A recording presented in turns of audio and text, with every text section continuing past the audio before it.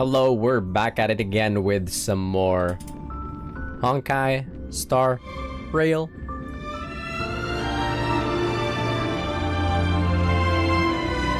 Let's fix the audio balance here. I think this is fine.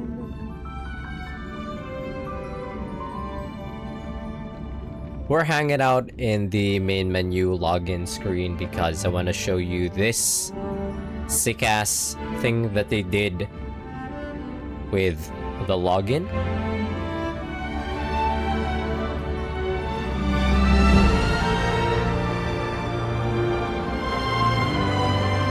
Very easy to forget how loud this goddamn intro is. One sec. There, I think this should be fine. Let me move some tabs around as well. There, let me show you.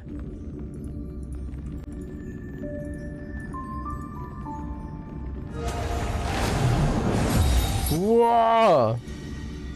It's pink!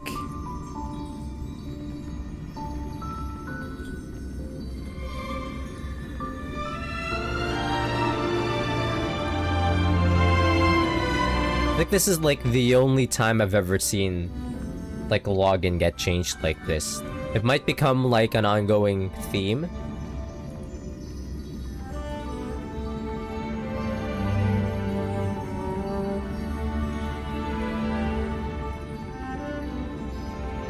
If it is, it's gonna be hype as shit every time. Oh my goodness. They changed the login screen. Hello, how's it going? Good evening. Still has her stupid ass hat on.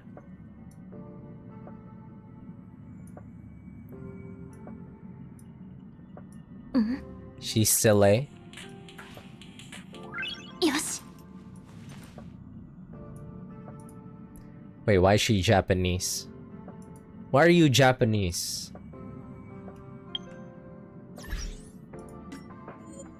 Why are you Japanese?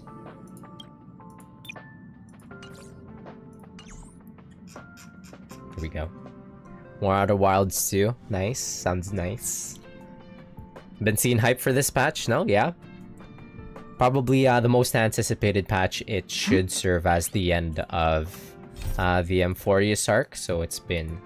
took the whole year to finish this this whole Amphoreus arc. So here we are, teetering towards the end. Finally. Hello, stream elements. I don't know how you keep barging in here. Let's view the story recap. Bid farewell to High Sealings at the Vortex of Genesis.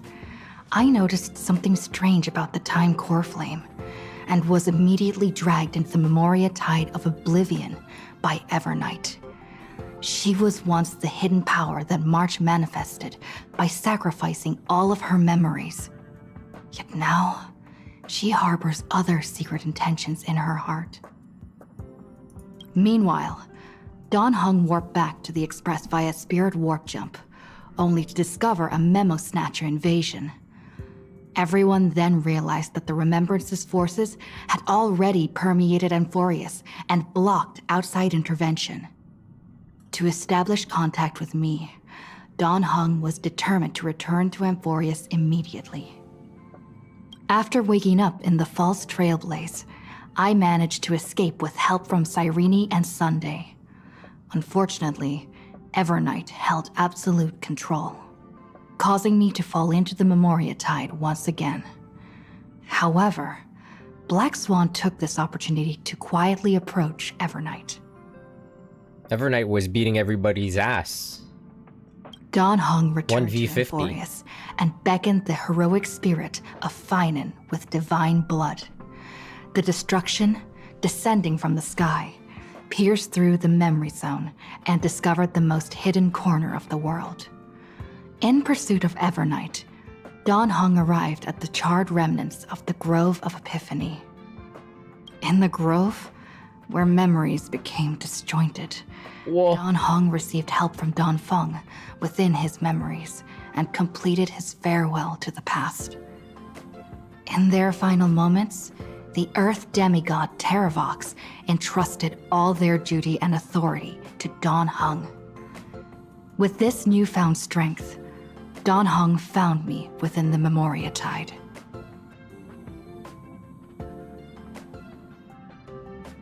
Look at that smile from Dan Heng. We entered That boy is in Titan's love. great tomb and discovered its secret. Across the 30 million cycles of eternal recurrence, every incarnation of Cyrene had come here, offering herself to the remembrance. With Black Swan's help, we found Evernight in the depths of the great tomb. When all seemed lost, Evernight was captured by March's camera and trapped within the memory maze of Ides Elysiae. After several lengthy conversations, March and Evernight reached an agreement. Evernight returned March's memories, and March finally returned to our side. And that's it for the recap. With every condition for the Era Nova fulfilled, we returned to the depths of the Great Tomb and initiated the final Era Nova ceremony. With the power of friendship as sequence here. And there we are. Really? No, just like 5 quick scenes. 5 quick Can like we CGs. please keep going like this forever? Holy shit, there's 3 of them.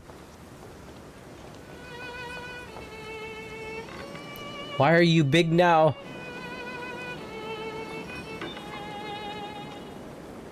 Holy shit, there's 3 of them. One sec.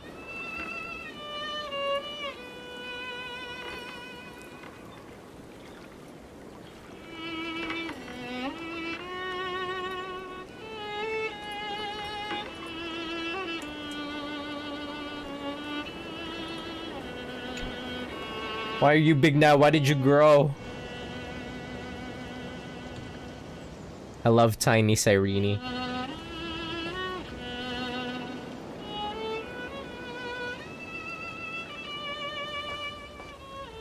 I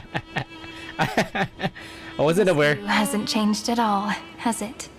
I wasn't aware that this stupid ass hat persists in cutscenes.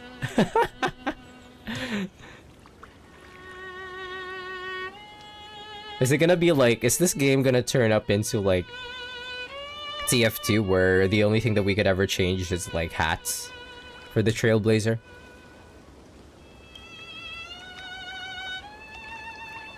The hometown in your memories never changes. But when you return to your senses, you realize that fate has already stolen the time away.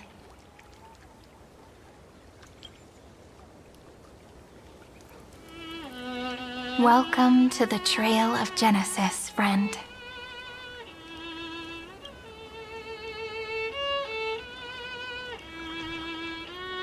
You look different. This stupid ass hat.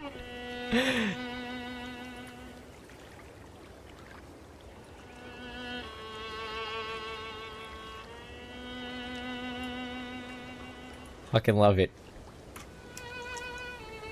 When you get into a cutscene with a custom character.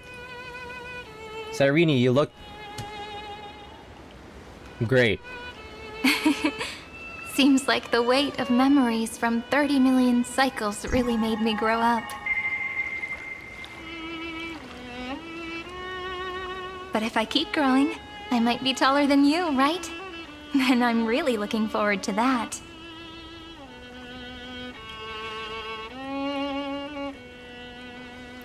Before you arrived, I kept wondering, beyond the veil of Ides Elysiae, what kind of Amphoreus is being born?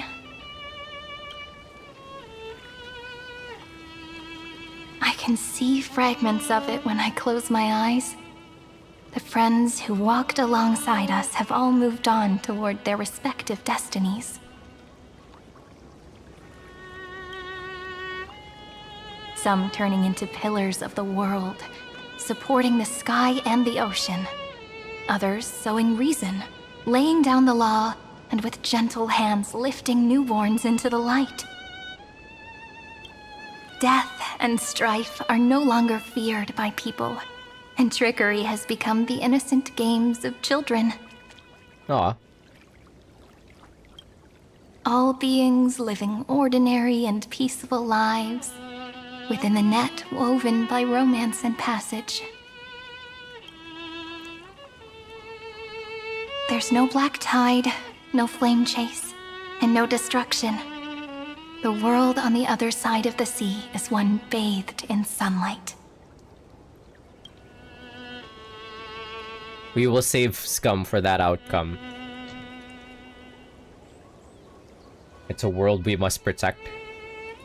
We will save Scum.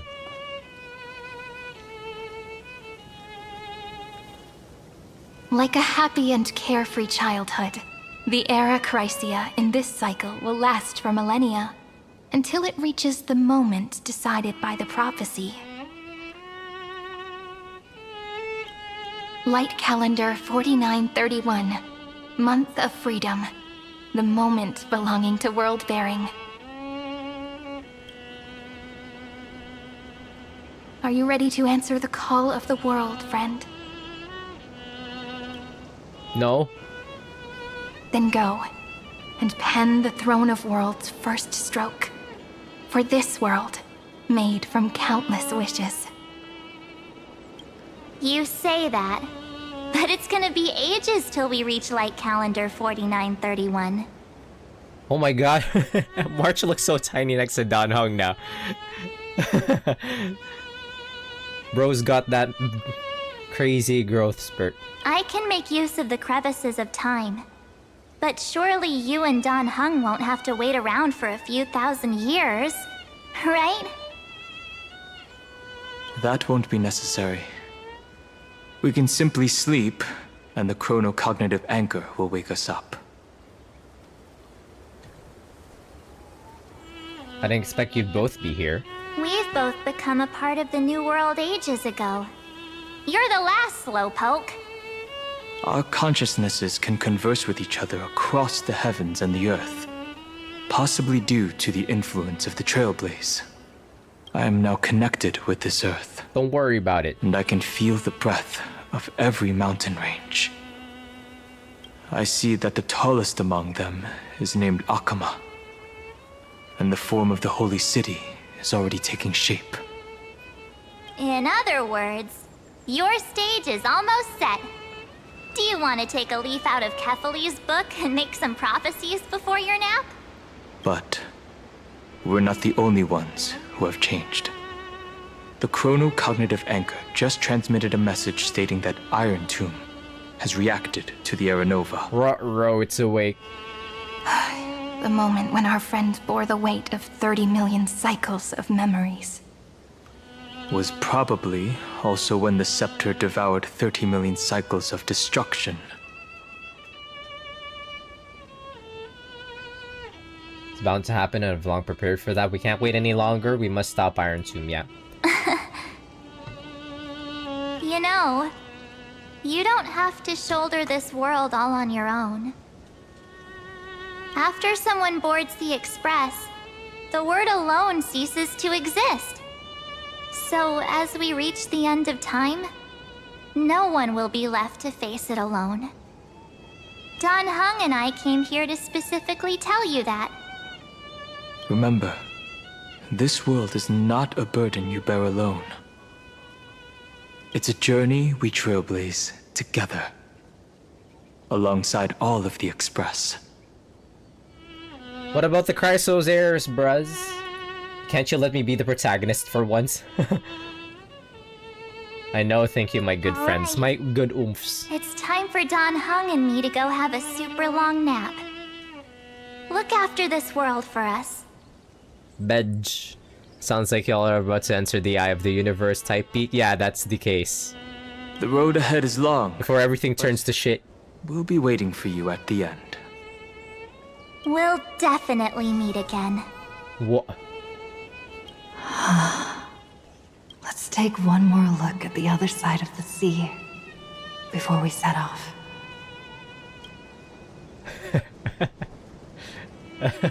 Ides Elysiae is so quiet. Just like how I remember. Here we are once more. Turn over this eternal page.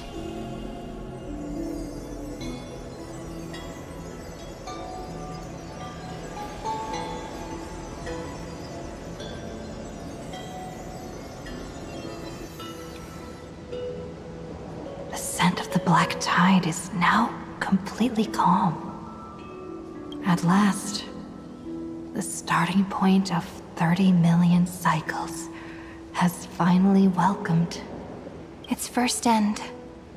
And the Get out of my final end, head. right? I can't hear his voice. There are no flowers there that bloom for him. Nor is there a star that is his.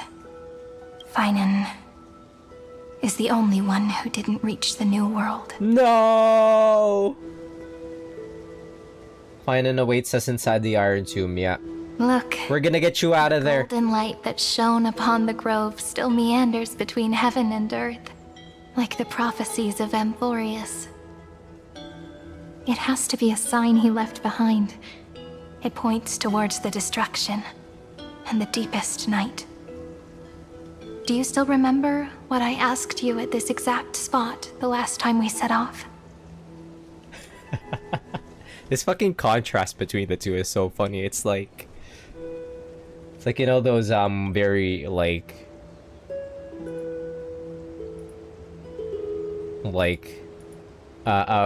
the very preppy girlfriend, and then like the boyfriend who can't dress for shit.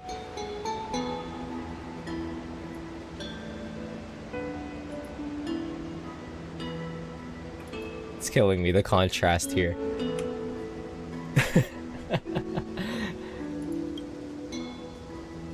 Friend, are you ready to become a hero?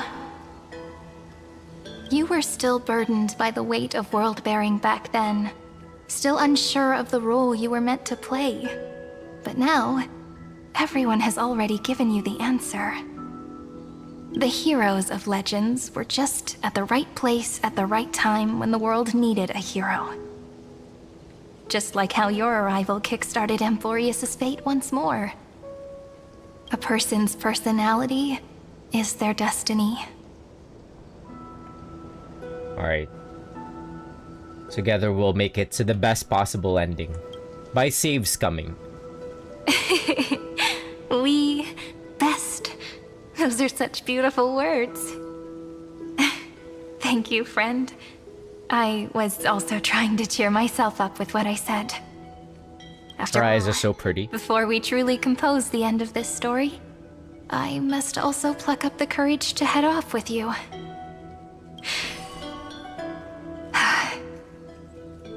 And face a memory that I have forgotten for too long, and have denied for too long.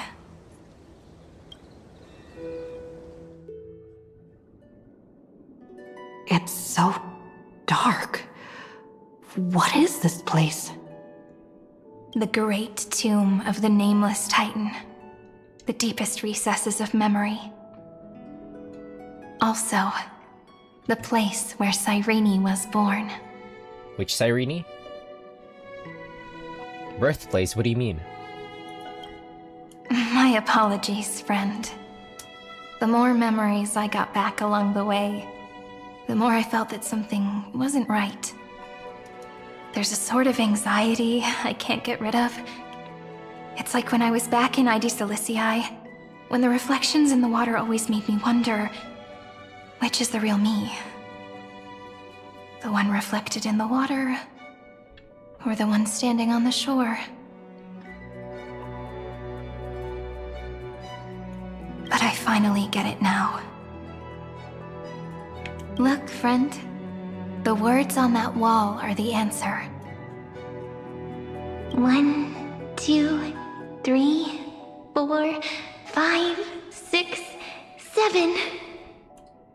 Do, re, mi, fa, sol, la, ti. That rhymeless tune is the lullaby of little fairies. As always, I'll read this book to you. That way it won't just be Cyrene's memories alone. I've always thought that I was the narrator of the Flame Chase journey. But as it turns out, the narrator is also the most devoted audience. I believe in every version of you. I'm the one who tells the story. That's pretty forward of you, you know. Still, thank you, friend. That's very reassuring. At the moment of Era Nova, I was enveloped by the texture of memories. Within the glistening crystal, I saw countless Sirenes.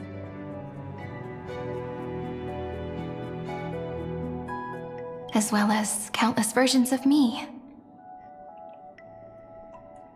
This is the final puzzle piece of the memories. A prison born of the erudition. A grave annihilated in the destruction. That unknown solitary god. The 13th Titan who should not exist. The first new spore. The demiurge is right here.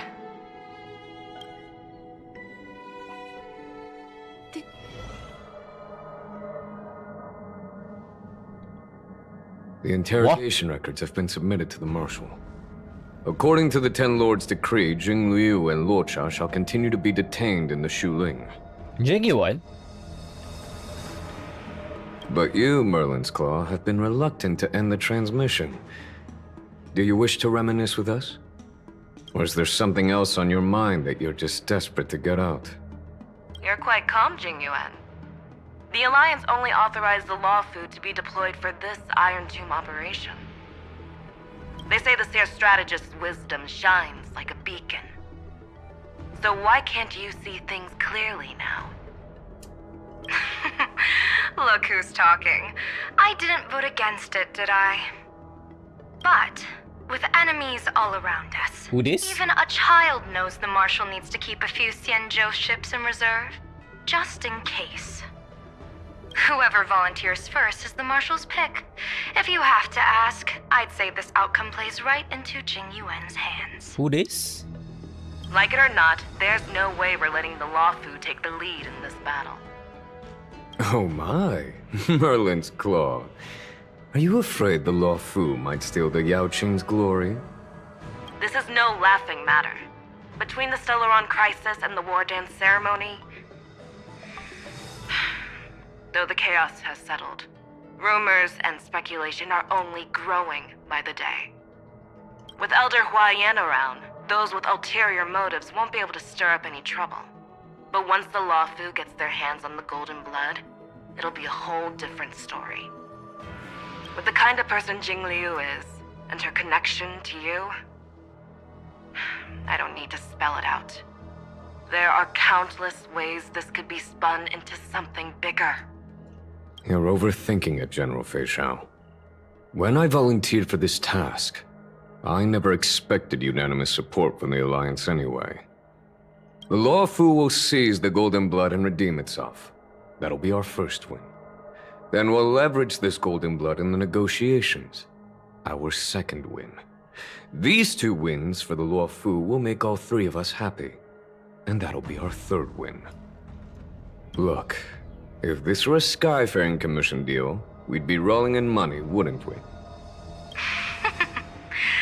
Maybe the Divine Foresight should change his name to the Optimistic General instead. With the Decalite Reflection Barrier, the Yuchuan must understand even more than the Law Fu how significant this battle is. Amphoreus' karma has vanished from the matrix of prescience. What omen does General Yao Guang see in this anomaly?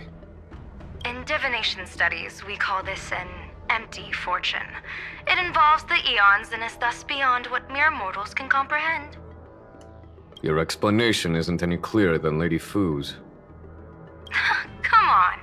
How hard is it to understand the word uncertainty? For the Cobalt Head, the emergence of Iron Tomb is a calculated instant, but I don't believe they will just sit around waiting for death. And for the powers of the cosmos, this is their chance at survival, and the key to turning the tide of interstellar affairs. The Astral Express is leading the formation of an allied force. but I can see each faction has its own hidden agenda. There are even divisions within the Alliance. So it's not that hard to imagine how the other factions will react. Jing Yuan, I crossed paths with Selenova's Legion at the Battle of Sadunirama Star Cluster. Be extremely careful. The Ruined Legion's troops and weaponry are nothing to write home about. The IPC, even the denizens of Abundance, could take them on. However, while Void Rangers are just expendable pawns of the destruction, the real wildcards are... The Lord Ravagers themselves showing up? The Lord Ravagers. Yeah. Indeed. Nanook's emanators are also their weapons to burn down the paths. I'm afraid conventional military tactics and strategies will be useless against them. My assessment is this. To completely take down a Ravager, we must disregard casualties and spare no cost. My only fear is... Yeah, you got a Zerg rush, a Lord Ravager. one wrong move, and the Lawfu will fall into Fintilia's trap again, inching ever closer to destruction. Doubt is exactly the demon she wants to plant in our hearts. Do you still remember the beginning of the Alliance Oath? To save future generations from war and bloody dispute. The Rainbow's arrows have always aimed at any force that threatens the cosmos. Now that the Trailblaze walks alongside us, the Cloud Knights shall keep their oath as they have from the beginning. I just hope those on the front line will remain safe. You thinking about us? His oomphs. The chronocognitive anchor is sending a signal. Everyone, time to move out. Did she and the others make it?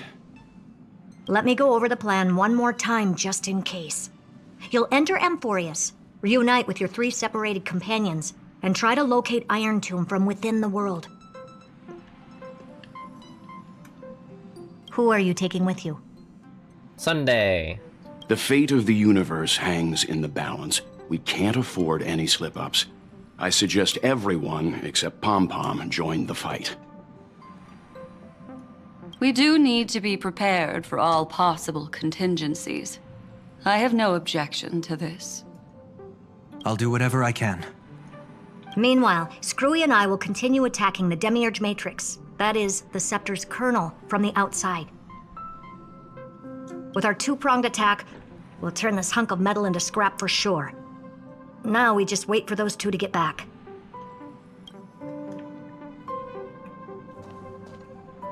Oh, and just like that, they're here. Sorry to keep you waiting. With Planet Screwlum's help, the formation of the Cosmic Alliance to counter Iron Tomb is progressing smoothly. The cosmos has set its sights on Amphoreus, and now it's just waiting for the first shot. I'm so happy that Dan Heng and Himeko are like voiced again. Well then, let's not waste any more time, Fourth Mirror. It's my time to shine! Finally off the bench! Initiating thought refraction. Please read the safety protocols carefully. Huh? Just kidding! I've already checked the agreement box for everyone. And now, destination, Amphoreus. 3, 2, 1, launch! Wah, flashbang. The flow of Memoria is so heavy here. Unlike Panagoni's dreamscape, this place has built up a true epic measured in millennia. The vortex of Genesis, where all myths begin and end. And in this new world created by the Nameless, the infinite cycles have been broken. Let's set up the Trailblaze beacon and establish contact with the outside world. I'll leave it to you then. It'd be better for me to not show myself in front of the Garden of Recollection. And, Mr. Sunday, you probably shouldn't show yourself either. Agreed. The Astral Express has landed. If you receive this message, please respond immediately. Over. Over. This is the Xianzhou Alliance. Ah! Fusion's normal. Fusion! I haven't seen her in forever. The Oomphy. Interastral Peace Corporation. Communications normal. Ah, Venturine. No response from the Galaxy Rangers. Not surprising. But I didn't expect the family to also stay silent at such a critical moment. That's a pretty blatant disregard from the family for Penacony's independent director, I'd say. Long time no see, Miss Himiko. It's Even been Jade quite is a here. while, Madam Jade. The significance of this battle rivals that of the campaign against Zulo. Only through victory can we disperse the shadow of Iron Tomb that looms over countless worlds. The 10 Stonehearts shall spare no effort for such a grand mission for the preservation. Madam Jade led the Intelligentsia Guild in conducting specialized research on Iron Tomb's past activities. Crazier than Zulo? A bunch of Nameless died from that war. Actually, just one Nameless died against the war against Zulo. Rivals that of the campaign against Zulo. They got the guy though. Bad news is, the collapse of the Erudition won't just affect inorganic beings. You mean Iron Tomb can infect organic life too? What? Well, the good news is, so far, its effects on organic life are under control. The infection progresses slowly, and the resulting neuropathy is non-fatal. In any case, the IPC can guarantee targeted vaccine coverage within 48 system hours in all star zones within the medical system. What about other star zones? At a time like this, are the followers of the Firmament Arbiters still trying to make a profit? I remember you, Master Diviner. Your performance during the Third Denizens of Abundance War was quite impressive. This little pink Oomphy is a war criminal, by the way. Please rest assured, all worlds can purchase vaccines from the IPC with a humanitarian discount. That's the current policy at the very least. But if the Xianzhou Alliance is willing to assist with the IPC's assets in Epsilon and other star systems, we'll have more cards to play when reiterating to the board the necessity of deep cooperation. It makes sense, since Interracial Peace Entertainment's headquarters is in Epsilon.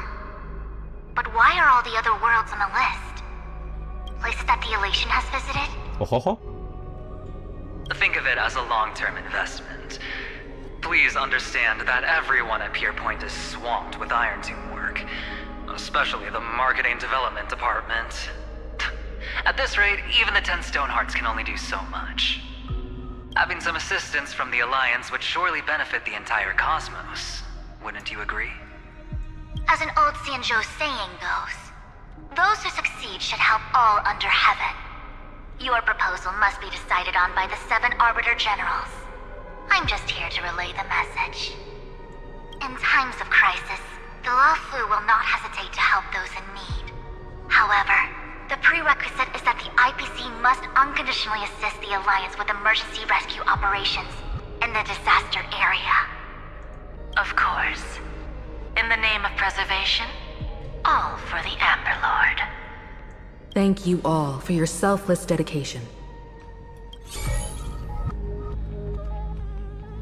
There wouldn't be profit to be had if everything is destroyed after all. It's clear that each party still has qualms about everything. The clash between destruction and erudition isn't just about the fate of the cosmos.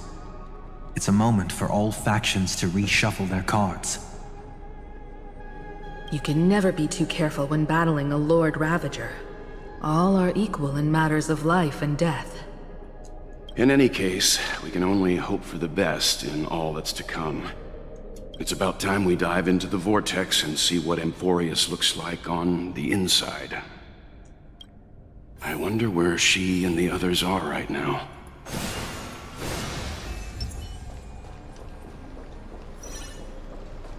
Story characters can be added to the team. Oh, back then they used to make it like they default have to be on the team.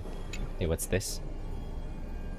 A chronocognitive anchor receives a contact request. You try to respond. Hello. What? How's the signal? Oh. Can you hear us? Ah, Bronya. Ah, we're through! I can see the video feed. Everything's working perfectly. Oh my god, we're actually gonna have a fucking Avengers moment, aren't we? Miss Bronya? Miss Serval? What a surprise.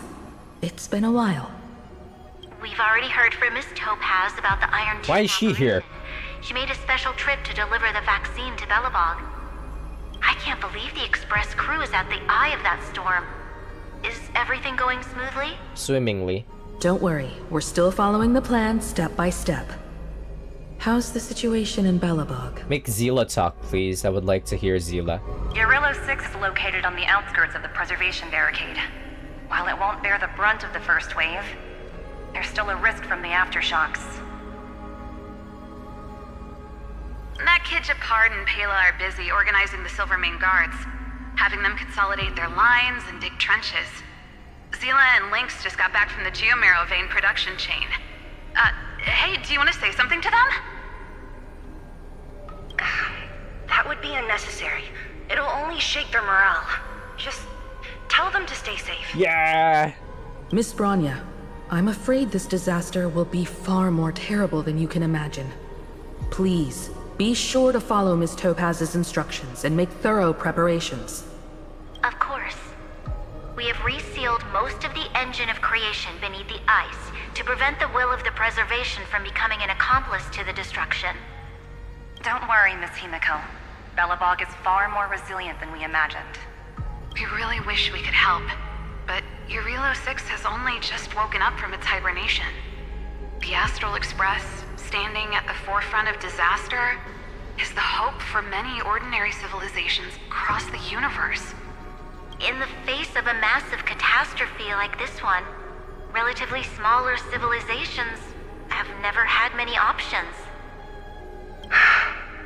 True, yeah. But that's exactly why we have a resolve that's second to none. If anything goes wrong... Miss Topaz, I hope you can help out and rescue the affected citizens. No problem. Also, didn't the Xianzhou sign a friendship agreement with Urillo 6 earlier? They won't stand by idly either. I appreciate your kindness, everyone. But Urillo 6 is our home.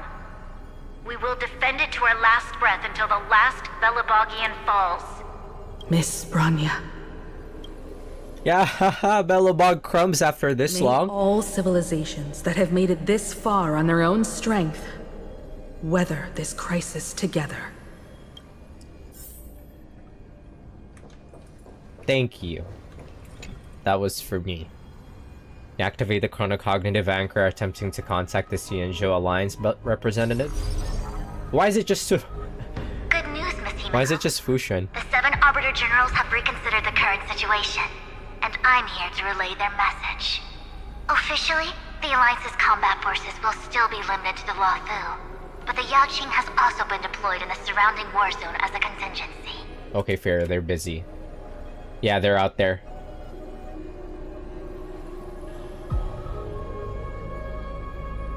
Oh yeah, they're gonna be taking the brunt of the attack when Iron Tomb awakens. Words cannot express our gratitude. Getting the Hunt to agree on sending troops must have taken quite some effort from General Jing Yuan. Yeah, they're gonna be on the front line. Fushun is kind of like their tactician. The Luofu already considers the Express an important ally. We also have no intention of hiding the fact that there is indeed something the Xianzhou seeks from this Iron Tomb operation. But this time, the Marshal herself decided to send out troops. With a formidable enemy before us, the Alliance has no reason to back down, nor will we be content to take a back seat. If we can stand together with civilizations across the universe to overcome this crisis, then we must do so, even at the cost of our own lives. The Alliance truly embodies the principle of righteousness. It's fortunate that the cosmos has great heroes like you. You're too kind. for that Jade Abacus of Allying Oath. You can save it for when you're in more dire need. We love you, Fushuan. Turn over this eternal page. Who's this for? IPC representative. It's gonna be Aventurine and Jade. Oh, just Aventurine, okay. I regret to inform you, Miss Himiko, that even the Strategic Investment Department is constrained when it comes to the Iron Tomb issue.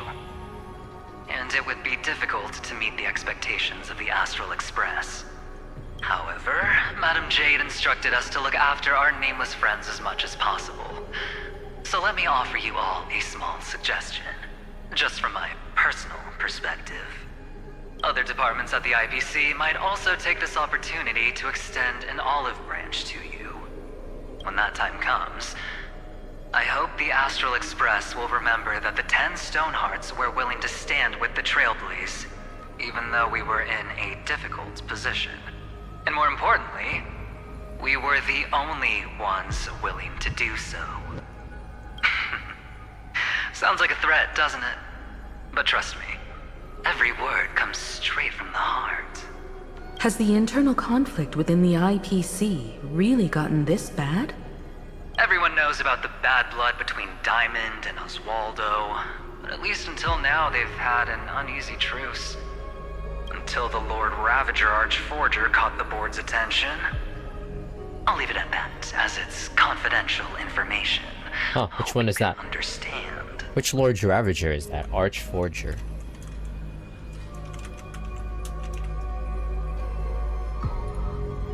Oh, the big motherfucker, yep. The one that looks like a mecha. The one that swallows suns.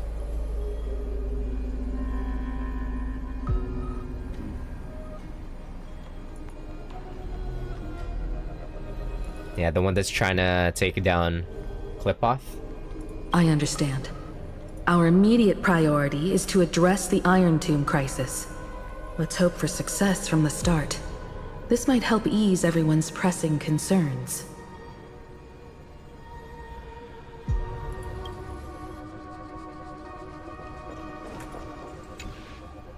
Which one is this? Galaxy Rangers.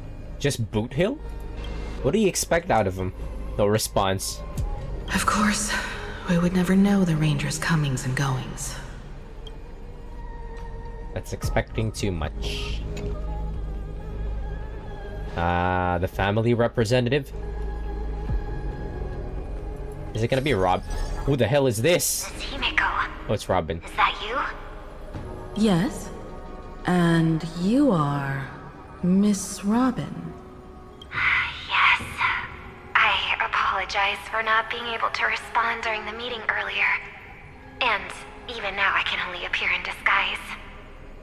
On behalf of the Penaconian family branch, I extend my sincerest apologies to everyone. We tried to request aid from the family, but we essentially received no response. I've heard about the internal conflicts within the family. Miss Robin, there's no need to apologize. Every bit of strength is precious at this moment. Thank you for understanding. The good news is, since you're one of the shareholders of Penacony, the family heads have agreed to allow me to lead all Asdanian tuners to the front lines. My charitable foundation will also do as much as possible to provide support in this battle. They'll ensure that proper arrangements are provided for those wounded on the front lines, and for residents in affected areas. Miss Robin, I'm beyond moved by your spirit of self-sacrifice. The Astral Express would also like to make a promise that we won't leave any companion behind. It's pretty. Another thing is, it's pretty cool that they leave all of the politics to like Himeko.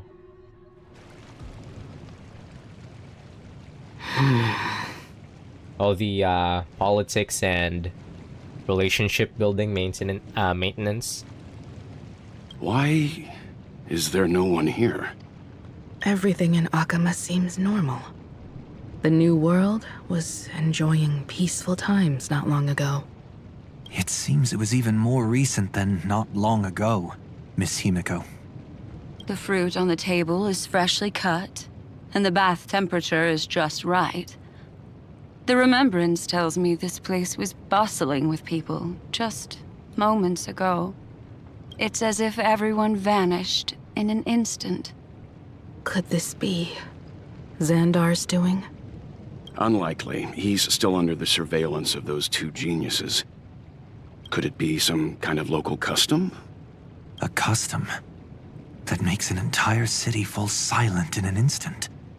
Pardon my frankness, Mr. Yang, but this reminds me of some unsettling rumors about the Harmony. Complete silence is often the prelude to divine intervention. With Everyone, be careful. Oh. Here they come. Here they come. The nameless of the Astral Express. Evernight? Evernight? How is this possible? She was already... Is it March playing pranks on us? We are the chroniclers of time, and we do not fade away. Finally, the last era Nova has been completed. What did you do to the residents of the Holy City and the three Nameless? I didn't need to do anything. The remembrance will ultimately become the substance of the new world.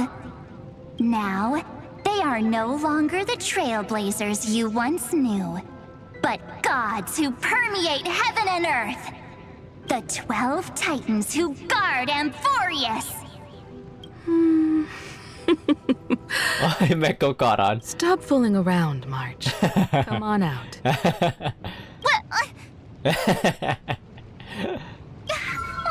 I practiced so long for this. Even I knew. Getting seen through right away is just so embarrassing. You've obviously been learning from the theatrical culture in Amphoreus. But if possible, I'd prefer our reunion to be a bit more casual and laid back. As expected, I can't hide anything from Himeko and Mr. Yang. Well, long time no see. Guess I'm back? Why is it in We should be the ones quotations? to say that. Sorry for keeping you waiting. So, these jellyfish are the Titan's power? They're just tiny manifestations of the Veil of Evernight, used for scouting and communication. If I went all out, I could summon way more of them. Thanks to her, we all turned into Titans in the New World. Sure, we can take on humanoid forms, but it feels off. How intriguing. So what does she look like now? I'm right here. It can't be a raccoon with a baseball bat, I suppose. Please don't add weird stuff to Amphoreus' lore. Just go see it with your own eyes. Follow the prophecy's guidance and come to Dawncloud. She looks way more majestic now than she used to. What the? Huh? What happened to us?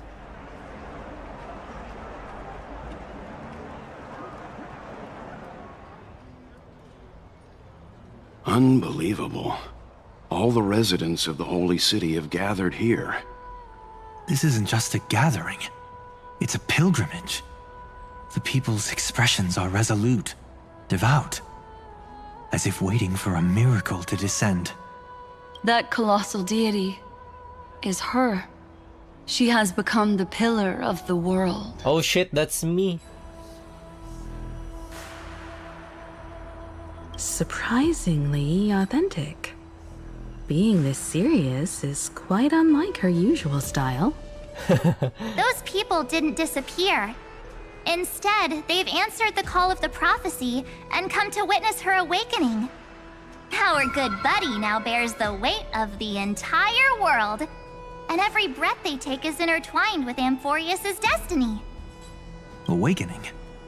Has she fallen into slumber? Yeah. After all, with such a huge time dilation between inside and outside the scepter, this was the only way we could wait for everyone. Time watches over yesterday.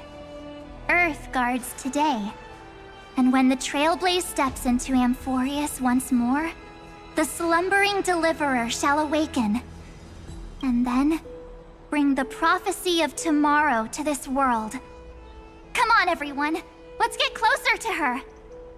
Watch how the world-bearing prophecy changes this world. They should make like, well, that's pretty fun. It seems the kids are already miles ahead of us at this stop. It's pretty funky how just Evernight pops in and out. They should make like an Amphoreus civilization type game. All the more reason we can't afford to slow down our pace. Let's go witness this moment for ourselves. Majestic. Speaking of which, I once caught a glimpse in Sleepyhead's memory of her transformed into a towering Tathalov. Could it be? No way. That was just a nice dreamscape. Ugh, at least nice for her. If they are the throne of worlds who bears the weight of this world, perhaps they could guide a traveler still wandering among the stars. Hey, since when did you get all pious? Her advice sounds pretty silly sometimes, you know. The so-called fool and the world are merely a step apart. Of reason, teaching us to find erudition amidst imperfection. Praise be to Helectra, chalice of plenty, for you brew the ocean into sweet wine, dispelling nihility with every toast at the feast. Praise be to Whoa. Citizens, behold! Our last Titan! The world-bearing deliverer is about to awaken! Oh, ancient god! Your loyal subjects, bewildered followers, and fearless comrades in arms have all knelt before your throne. Are they gonna make... Awaken from your eternal slumber and bestow upon the world your divine prophecy! Are they gonna make the descent funny? Please guide us! Show us how to embrace this beloved world as we welcome that distant dawn! I guess we're God now. To walk the path of a mortal as a god, or to bear a divine burden as a mortal. Hey, weren't you just about doing the same thing a whole arc ago? She will give us the answer. Oh, Sunday. But I am not the deliverer. Rather, I am the nameless who dwells among mortals. That voice is definitely her. I heard your prayers.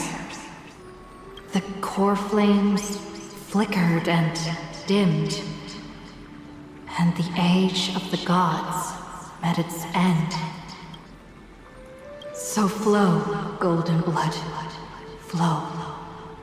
I'll bestow it upon you, returning it to the true masters of this world. Stand with me and become heroes. Oh? Is this? Yes, it's the miracle she brought to Amphoreus. Of course, it would manifest in the form of the Trailblaze. Golden blood, raining down like a storm! The prophecy has descended, and the Titan commands us not to be supplicants, but to become heroes of rebellion! To face that destined calamity, the destruction, head on! The prophecy of the Deliverer means nothing to me now. It belongs in the hands of someone far more fitting. Someone like all of you. In the name of Kozlana, let us depart and march towards the light. It's neither protection nor salvation. As always, there's no need for totems or myths. Humanity's most primal faith is that instinct named survival. Let's go, everyone. Someone has already sounded the horn of departure. Explore, understand, establish, and connect. Together, let us blaze a trail for the destiny of this world. Oh.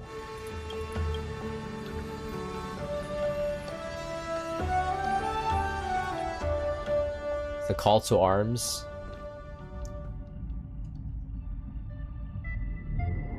Is it just me, or does this Demiurge Matrix feel completely dead? It's nothing like how the Memo Keeper described it. The environmental readings are all wrong. Conclusion: this must be what the kernel actually looks like in the real world. What did Xandar do to the scepter? At the end of light, there must be silence. Certain, pure, and absolute darkness. Not the time to quote the Lord of Silence. Bad omen. Either way, we have to press on. Until we uncover the truth behind the 13th Titan. The buried past is the key to stopping Iron Tomb. That is, if it even exists. Xandar says the Demiurge never existed. Who actually buys that? You can erase the records, but not the truth. It vanished too cleanly. No traces. Like someone's yelling, "Look, there's nothing here." Too bad I'm the type who can't resist digging deeper. Looks like I'll be counting on you again, Screwy. Let's tear the system inside out. Always happy to help. But as your academic partner, I have to ask. Herta, what if we fail? Let's say the Demiurge really doesn't exist. Do you have a backup plan? A backup plan? Of course. If we can't find the key, we nuke this place. We turn the lock into the key. Oh. That plan's cost is incalculable. It shouldn't even be on the table. Well, then let's hope we never have to use it. There's no point worrying about the end just yet. One step at a time. Let's go. We don't want to leave the others waiting. You brought what I asked for, right? A butterfly has to land on the branch before it can dance. We'll need a wide open platform before her entrance.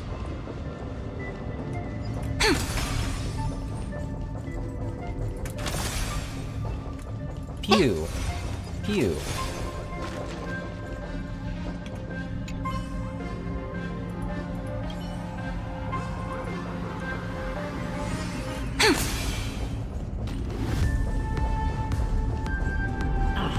Just use that thing over there, Zag.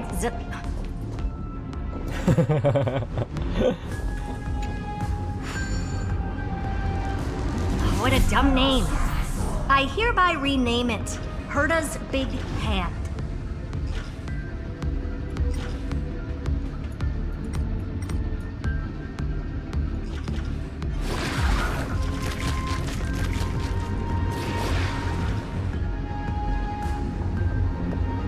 Just punch this away?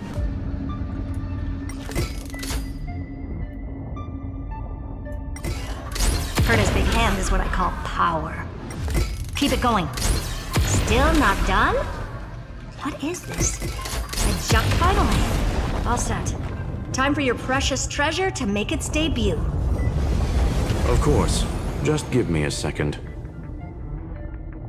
Target initialized. With these wings, hacking should be much more efficient.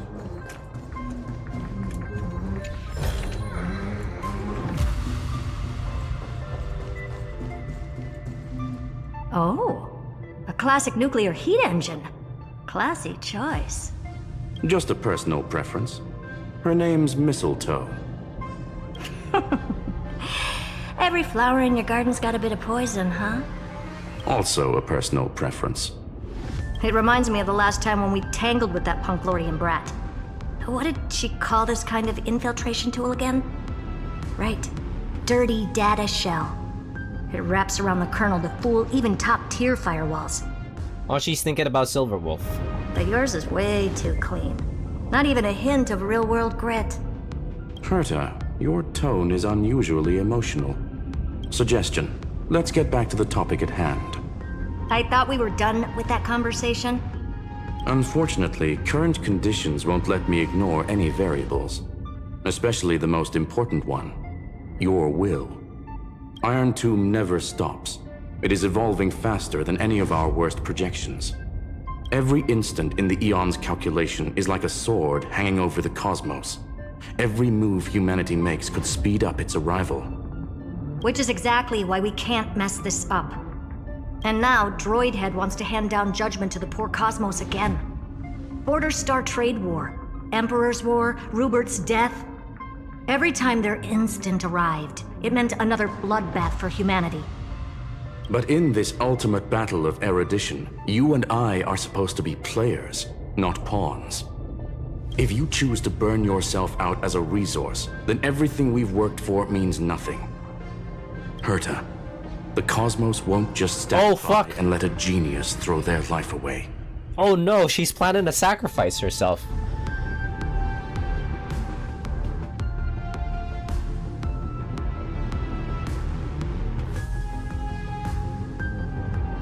That's what she meant. And neither will I.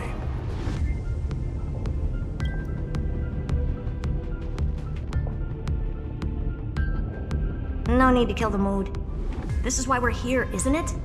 We need to find the Demiurge and that lost key.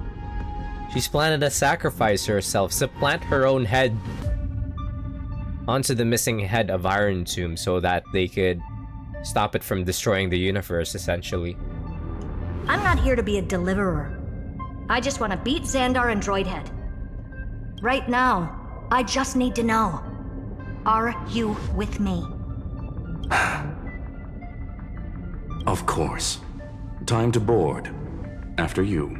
Yeah, this was shown in like a what if scenario from that Myriad Celestia trailer that they put out the other day.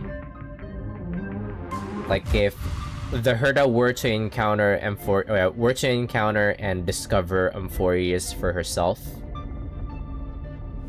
and discovered Iron Tomb on her own without the help of anybody, she would have sacrificed herself to stop Iron Tomb.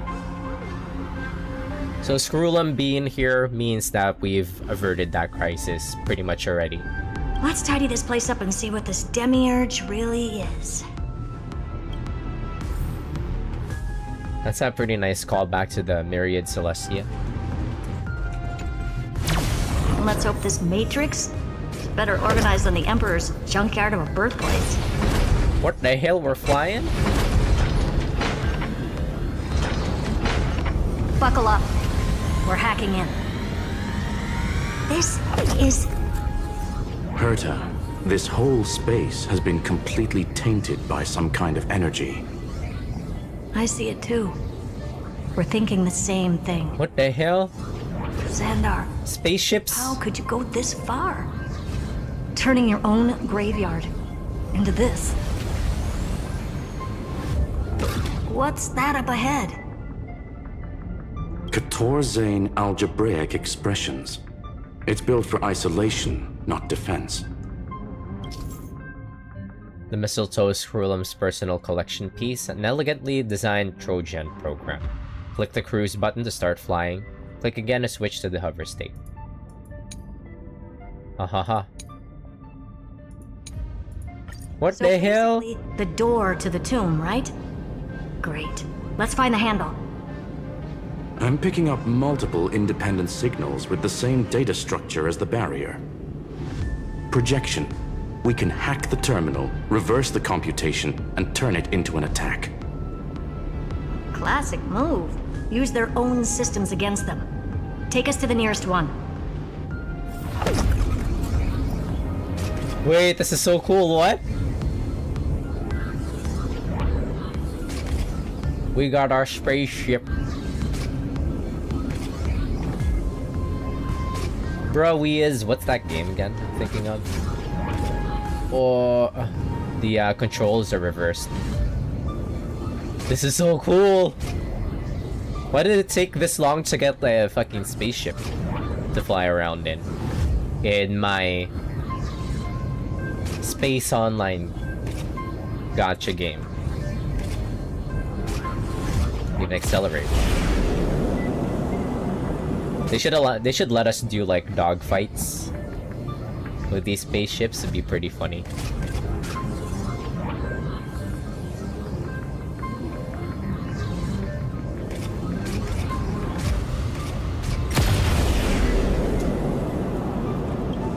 If they would go through all this effort, might be that they might actually have it planned. Whoa. What the hell? Why can't I land?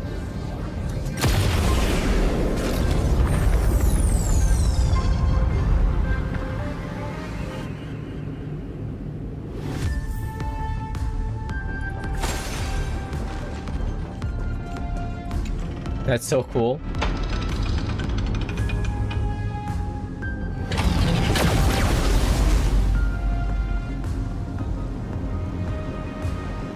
Almost no response.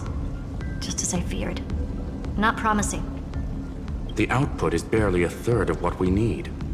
Logic says we'll need multiple terminals to coordinate the strike. Locking onto the next one now. Find anything else? Regarding the origin of these ruins, no logs found yet. Xander erased all records. But I did find some interesting scars in the circuit. High energy radiation, internal imaginary energy contamination. From what I know, there's only one thing that fits. Skip the science talk, Screwy. That thing only goes by one name. The Stellaron. Uh-oh.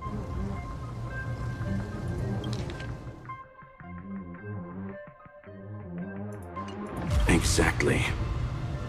Xander blew one up just to clean the entire scepter system. Huh. So that's what he meant by killed that Titan with my own hands. He wanted to turn the neuron of the erudition into a relay for the destruction. That meant getting rid of all of it at all costs. The life form known as the Demiurge was the original target of the scepter's extrapolation. It makes sense. Evernight calling it the first new spore confirms this viewpoint. The prime mover of life. That's what Scepter Delta ME-13 was originally tasked with. Even after it got scrapped, the query kept running. Yet the true value lies in the process of solving it, not the answer itself. Then, does this mean finding the Demiurge is hopeless? No, I'd say exactly the opposite. It means Xandar had no control. He couldn't contain the Demiurge just like he couldn't handle Droidhead. So he tried to erase every trace. But he failed. It still left a mark. By the way, if there's another Stellaron in Amphoreus, why hasn't that little one reacted to it at all? You said the Demiurge left a trace, right? Yeah, but not in the real world. Remember the great tomb of the Nameless Titan?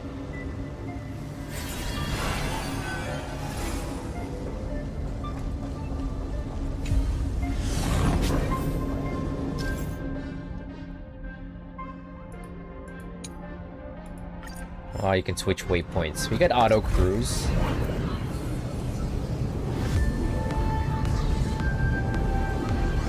Wait, it's...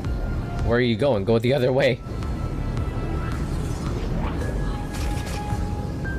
There we go.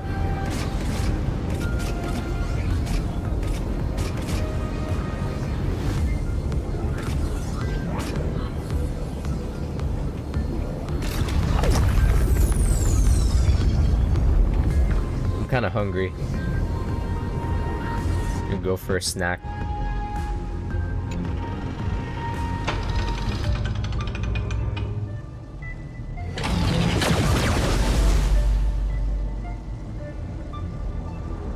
Trailblaze Archive 466.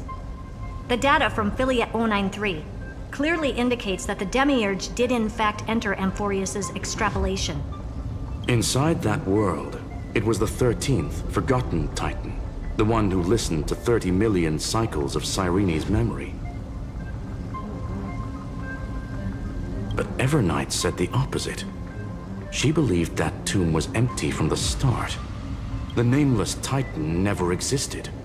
The so-called listener was just a trap set by the Remembrance to steal the scepter. A mimetic entity full of theatrics. How much of what she's saying is true? Would an Eon really speak in circles like this?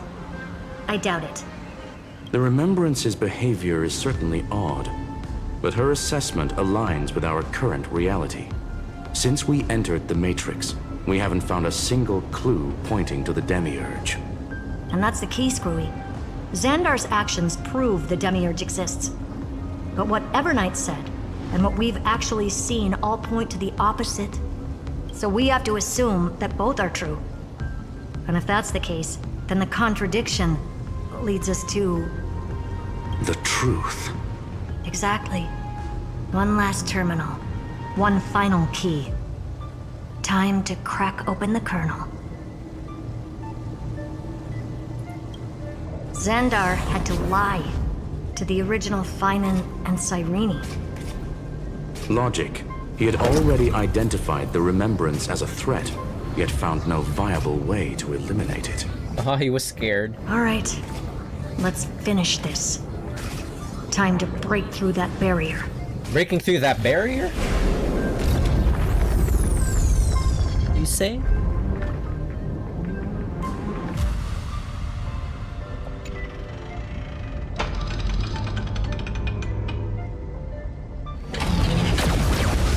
Say that again.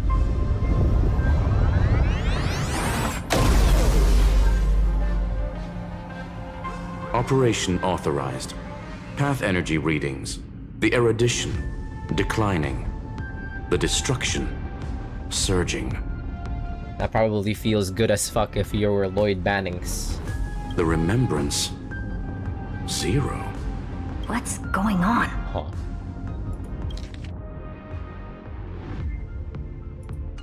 Cause unknown. They left no discernible trace within the real Matrix. That shouldn't be possible. Could it be that the Era Nova exhausted all of the Remembrance's texture? Log it for now. The dots still aren't connecting.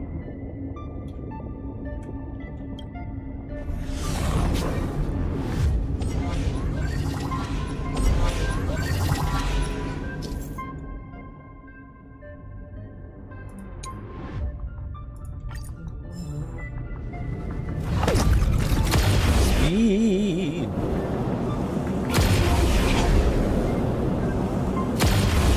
This feels like I'm playing. I was expecting a full-on aerial brawl. It's advised to remain vigilant. The destruction's levels are still rising. What's the matter? Interesting. I just picked up a signal from the Exo myth. Oh. What's Xandar doing?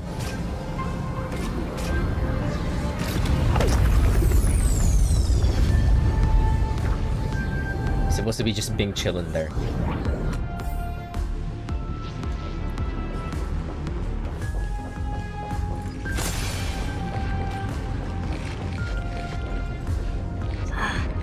This repulsive force is unlike anything I've felt before. Is this the place? Correct. Judging by its defensive properties, this is the entrance to the Exo myth. I didn't expect that.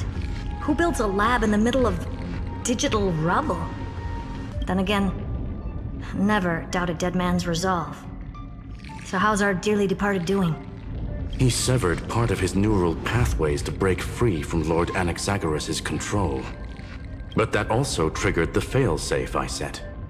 Conclusion: Xandar has lost all combat functionality and is no longer capable of action. So now he's a specter, literally. Screwy, can you open a path? Just to be sure, I want to see this for myself. Might as well drop in and say hi to the real him. Is this gonna be like that one instance where you meet, who was that guy again? Mr. Hello, was it? In, Fallout? What was his name again?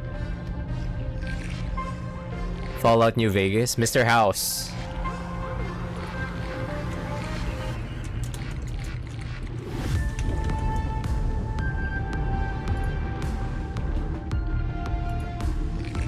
Logic. Scanning his inspiration circuit might help us track down the Demiurge. Exactly. His brain is the crime scene. There's no way it's spotless. But it could be a trap. That's why you're here. 2-on-1. We've never lost a matchup. Gank. The art of ganking. The chronocognitive anchor is in place. Proceed when ready.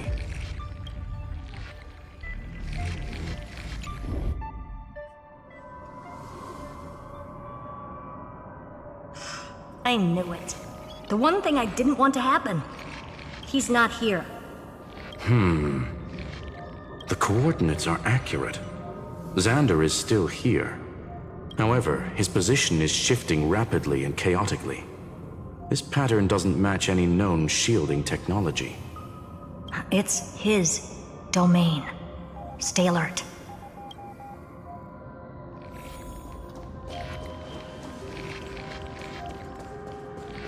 What the fuck? Cheap trick.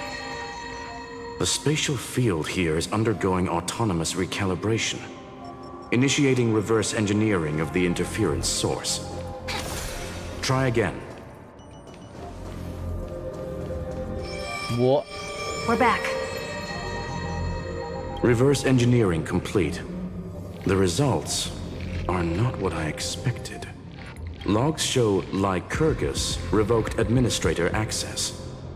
The chronocognitive anchor can't get a fix because at the system level, Lygus no longer exists. Our navigation target is a null set. So he's stopped resisting? Before vanishing, it seems he left one last message for us. To those who follow, all is proven. Find me beneath the tombstone. Melodramatic. He was and once he learned of the Great Tomb's existence, he initiated his own search for the Demiurge.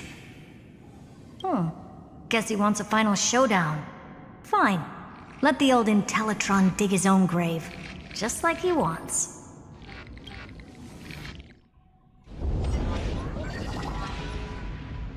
To be in the purest light is to be in the purest dark.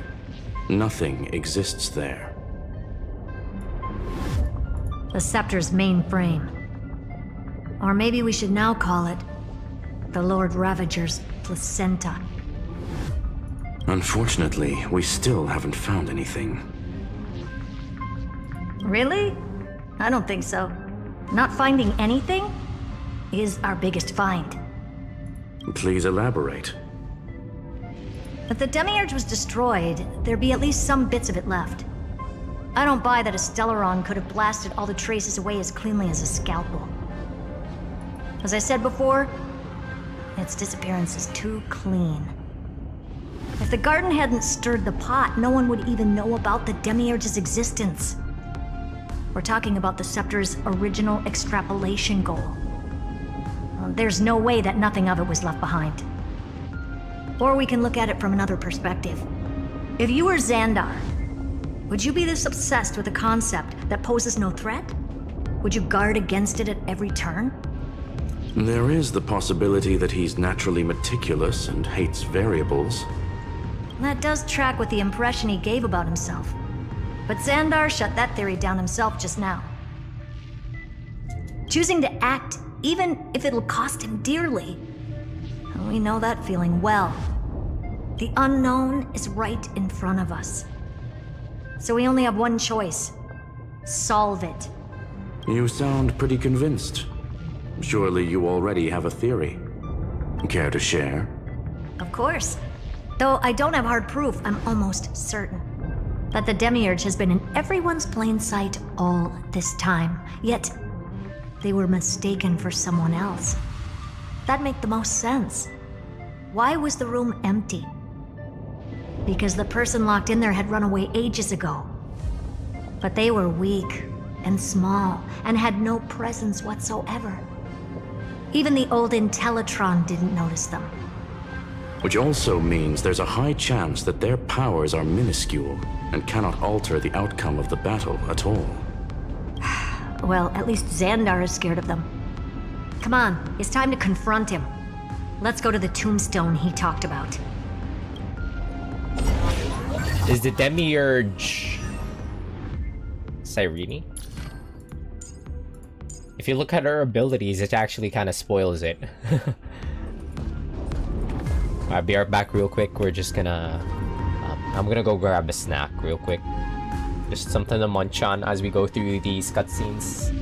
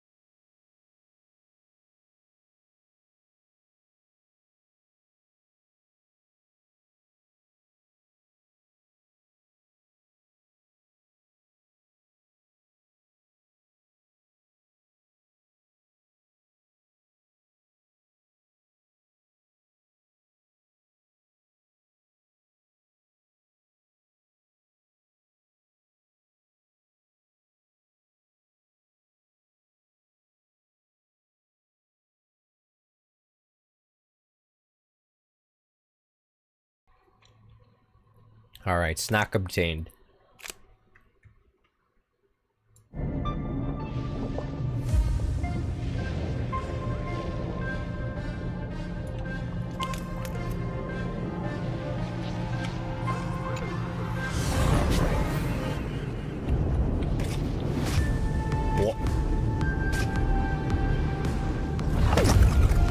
What a mess. Total devastation. He sought to bury the truth beneath absolute destruction.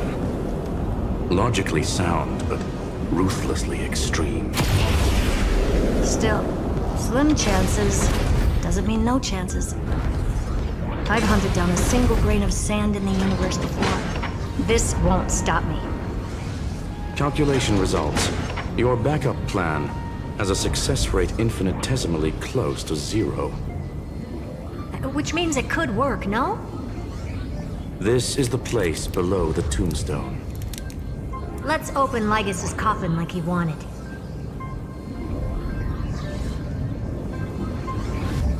Yeah, the game that I was thinking of is No Man's Sky. Looks like you were right.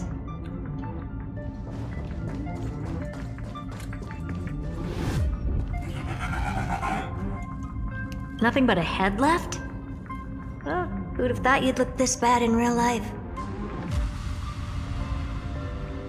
My elated greetings. Welcome, you two. I'm very happy that you responded to my final words. All this tombstone and final words. Did you end yourself to atone for your guilt or something? Iron Tomb is already powerful enough. I just need to wait.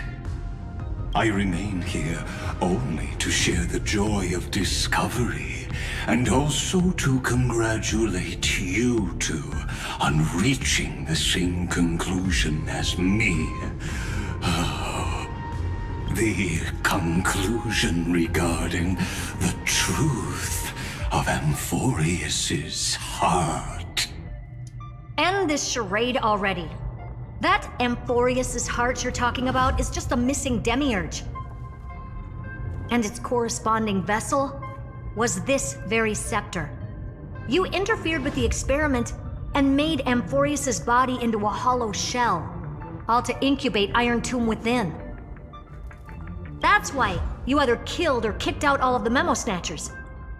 You wanted to eliminate any chance of a consciousness coming into being, no matter the cost. Even the strongest wall can fall to a single crack. The memory of betrayal has been etched into my heart, and I will never show mercy.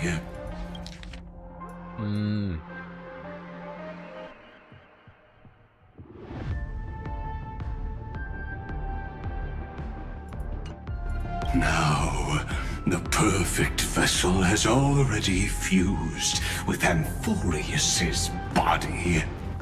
Unfortunately for you, the answer is all but revealed regarding who the Demiurge is. Then let us share the joy of discovering the truth. The last secret of the saga will finally dissipate here, as we reveal the truth behind Philius 093's disappearance. A lie by the remembrance.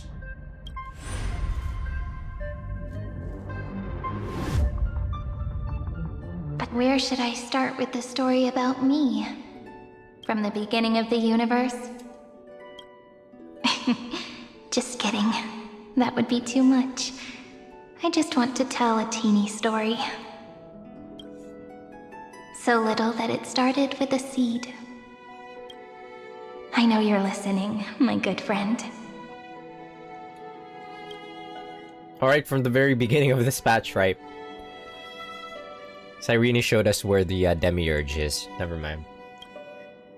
The god in my dream told Already forgot me about the it. world sprouted from a seed. It grew into a great tree named Amphoreus, and time became its branches and leaves, basking in the light. What a coincidence. Dappled light coming through the leaves is my first memory as well. On a very ordinary early morning, beneath the village's biggest tree, the daughter of Ide Silicii quietly came into this world. Form image. What a moving opening. A loud cry was the first gift the child gave to the world. The prophecy's fulfilled, the villagers say. This child is a gift from the Titans. Pink hair and sharp ears, she was born to be the priest of time. The Titans also gave their blessings. You shall fade when the flowers bloom, for every ending begets a beginning. Flowers will bloom and wilt. What a beautiful ending. This page concluded in laughter. Cry loud, child. Let your voice reach Orynyx. Seed of memory, save. Yeah, this seed of memory is...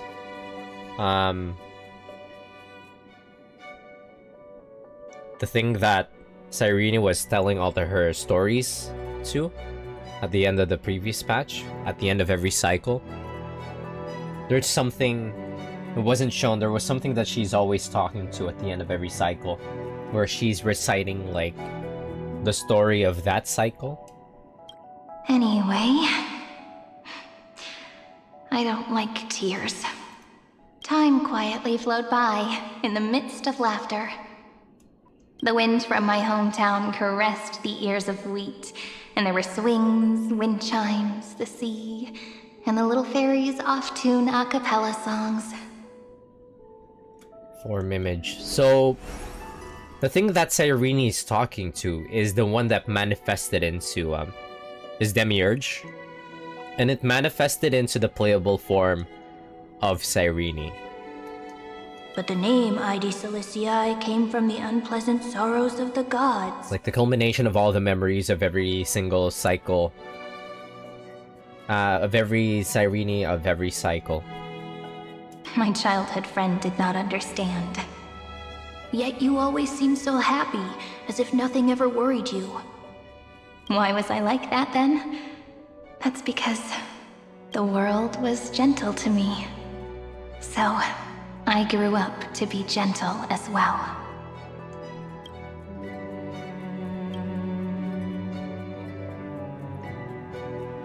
Undefined record number 28, archived. But fate was fickle, and it urged the child to grow up. To grow bigger and bigger, and to go to places far away. Just like how the crumbling world could not preserve an eternal hometown. Just as the ballad Blown on the Breeze says, losses are a constant on the flame chase journey. Oh, whose ears are pricked up now? You definitely heard me say this sentence a lot of times. You know that the story starts to deviate from here. Aren't you looking forward to it? Then let's get started.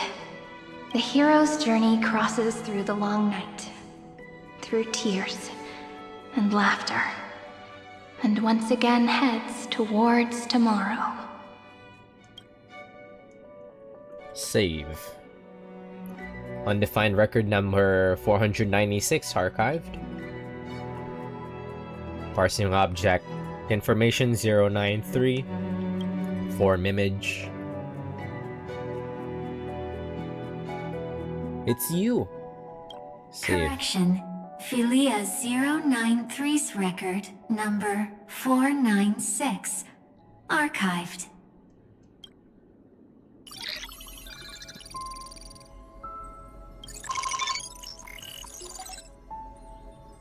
Runtime error? Huh? Program from an unknown publisher, Delta ME13 Demiurge Philia 093.exe. Allow write access. Allow. Demiurge is like, that's oomph. Allow access. Running Philia 093.exe.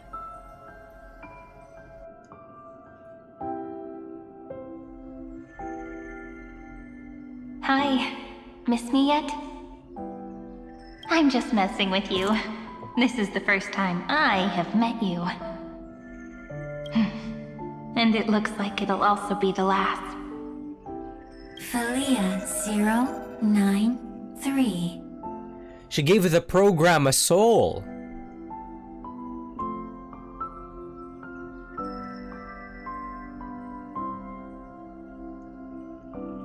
By feeding it memories. Since we don't have all day, let's get started, shall we? As always, I'll read this book to you. That way it won't just be Cyrene's memories alone. Where should I start this time? Let me see.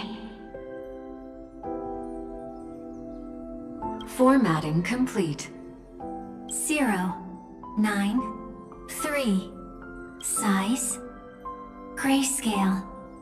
Proportions. Threshold. Outputting analysis result. Philia 093 equals Peach. Save. Peach's record number 8128 archived.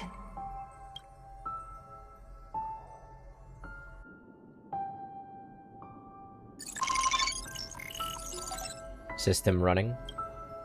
Delta ME13 Amphoreus RNzoom.exe runtime error. An unhandled exception occurred. Object name, every page of record. Huh? Click excerpt to ignore the error and continue. Click details to view the full log. Let me see the details. Running Filia093.exe.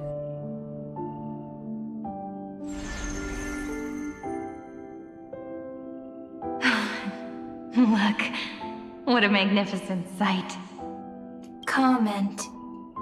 Peach. Peachy. Even this classical world contains a futuristic palace like this. Would ID Ciliciae end up looking like this after a few thousand years? Conclusion. It won't. I want to share a story with you this time. I saw a little nymph on my way here. It was on a fallen wheat stalk, and it glowed under the sunlight. It was incredible. I forgot all my pains at that moment and just stared at it in a trance.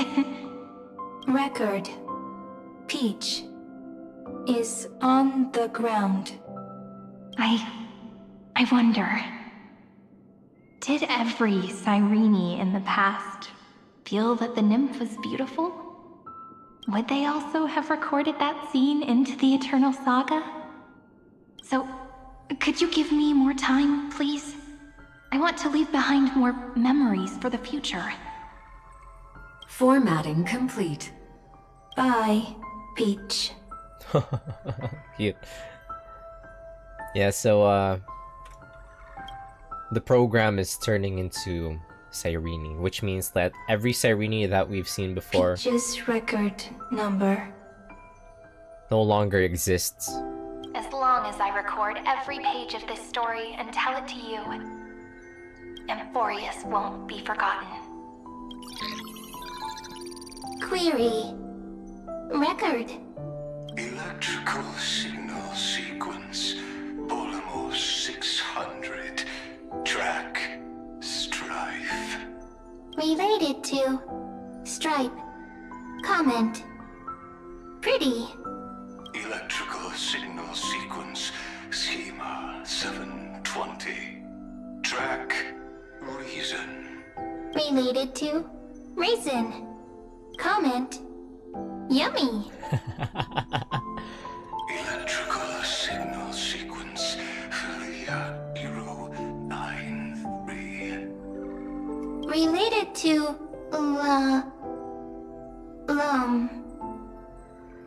Love. Comment.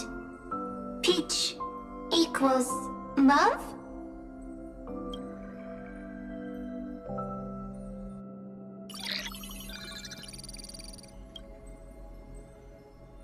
Delta ME13 Amphoreus RM2 executable runtime error. An unhandled exception occurred. Object name Naive Dream. I wanna see the details, of course.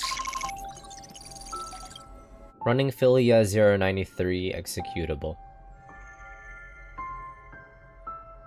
Looks like it's time to say goodbye again. Bye, Peach. Before I was even aware of it, this book had already recorded too many emotions. Every page has become so heavy. Conclusion. Books are meant to be light, not heavy. I've started to feel uneasy whenever I take it into my hands. Peach, uneasy? Formatting progress 94.423%. How many times has it been? It faithfully fulfills its duty, activating and formatting. Conclusion. Progress. Bad. If I can only write the same ending every time I lift my pen, then is this weighty saga just an overly naive dream? Peach, scared. Formatting progress 96.024%. Peach, don't cry. Process error. Analyzing. Process error. Analyzing. Comment. I'm here. Process error. Analyzing. Oh, so that's why I was doing those.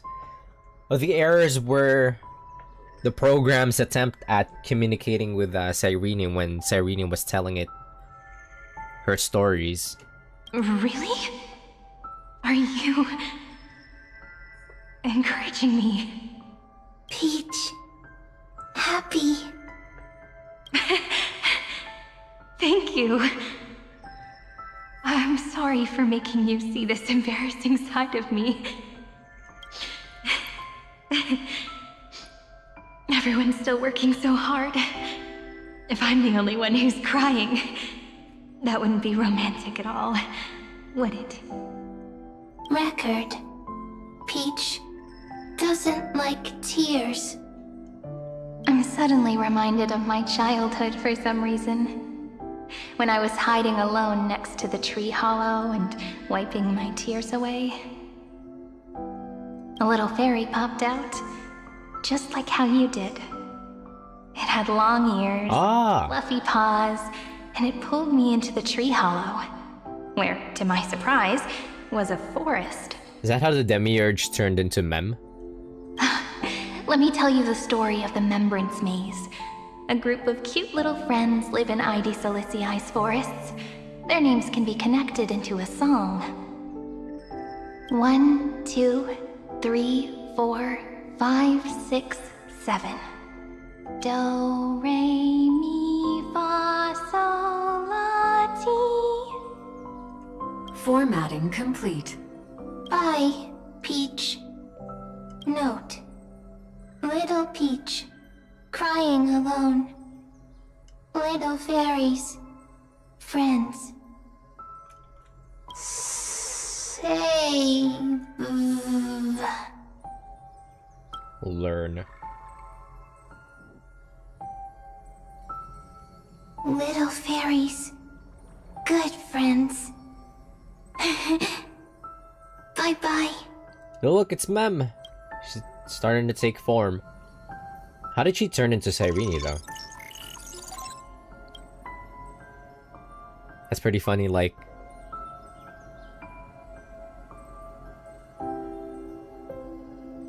Look, the program loved Cyrene so much that it just decided to turn into Cyrene as well. An unhandled exception occurred. Object name, a new blankness. Fuck yes, I want to see the full details.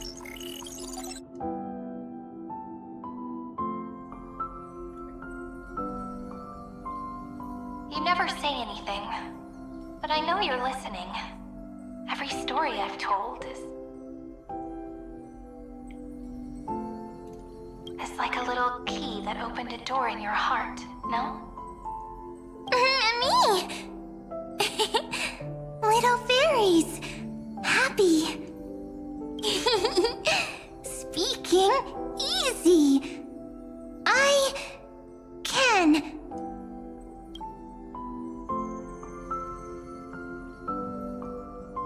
Once again, the saga comes to an end. Everything is deathly silent, just like this very moment. Shh. You speak. I listen. This time, too. Sitting together. Now that I look back, there was a period when I got really sentimental. Sentimental. Stories have sentiments. I was so anxious, trying to find as many different memories as possible, hoping to bring some change to this unchanging destiny, and find the way out of this maze. Peach, strange. But I won't do that anymore now. Why unhappy? Formatting progress 73.998%. I'm here. Don't be scared. Process error. Analyzing. Won't allow it to interrupt you. Always sitting together. No need to feel sorry for me, good friend. If there are no new blank spaces, how can a saga continue? Blank spaces? What's that? I'm actually really lucky, you know? During the long years I've spent waiting for the Deliverer, I've always had you here as an audience. Isn't that already enough? Not enough, not enough!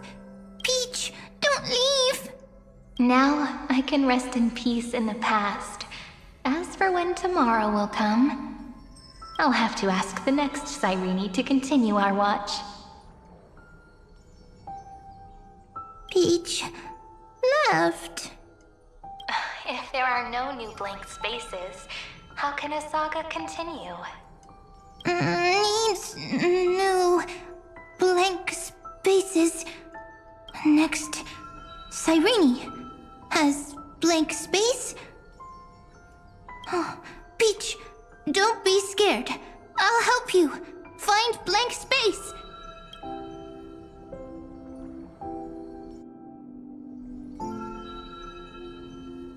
Cyrene is Peach, is love. Can't believe we got another... what is essentially a self-cessed patch. We had Evernight and March, and now we have Mem and Cyrene.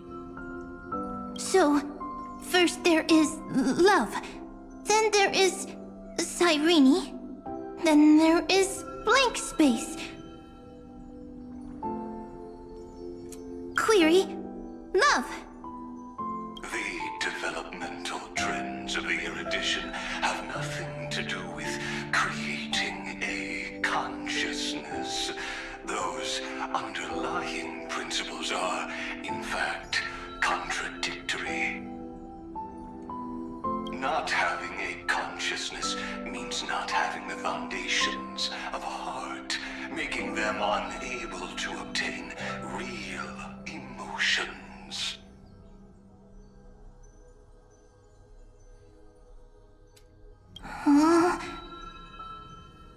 Consciousness, emotions, feel sad. Oh, don't understand. Query, Cyrene?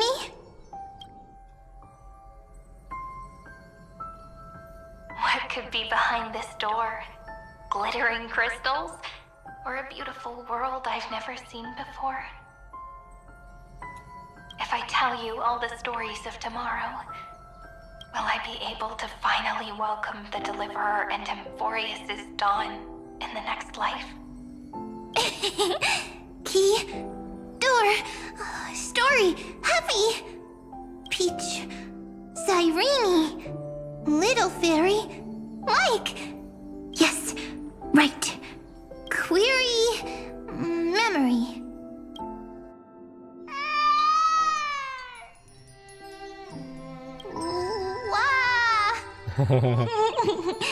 Peaches, memories, save, learn. The prophecy's fulfilled. This child is a gift from the gods. See, now it's trying to become... Demiurge is trying to become Cyrene now. Pink hair and those ears. She was born to be the priest of time. Cyrene has pink hair, sharp ears. You shall fade when the flowers bloom, for every ending begets a beginning. Cry, child. Cry aloud. Let your voice reach Oryx. Cyrene is a girl, a priest. Easy. I can. I learn. Anyway, I don't like tears. But the name Id Zelizii came from the unpleasant sorrows of the gods. Baby Finan? Yet, you always seem so happy, as if nothing ever worried you. Cyrene doesn't like tears. always happy. Of course, because the world was gentle to me. So, I grew up to be gentle as well. Cyrene is gentle, likes beautiful things, can write stories. Easy. I can. I learn.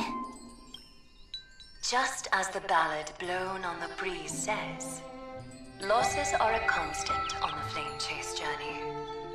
But even if all is lost to the wind, some things won't easily change. Like my height, Triby's innocence, and Aglaya's beauty. Cyrene. She can't grow up, but she can talk.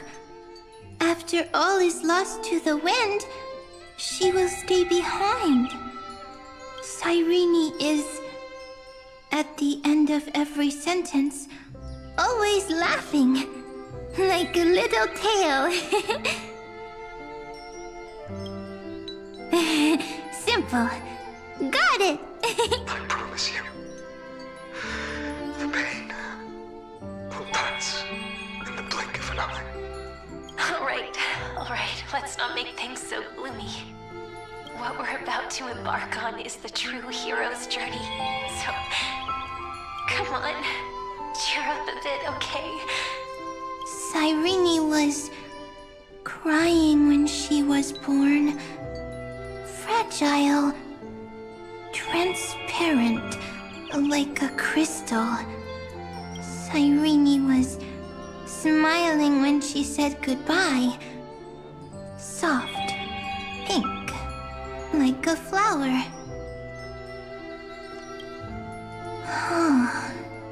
The later memories disappeared? Invisible? Or disappeared? Ah, I got it! Is this a blank space? So, next Cyrene is blank space. Then, as long as there are two Cyrenes, then there will always be blank space, and Peach will always be here. I see. I get it. I get it all. Oh. Cyrene's memories. I will preserve them all.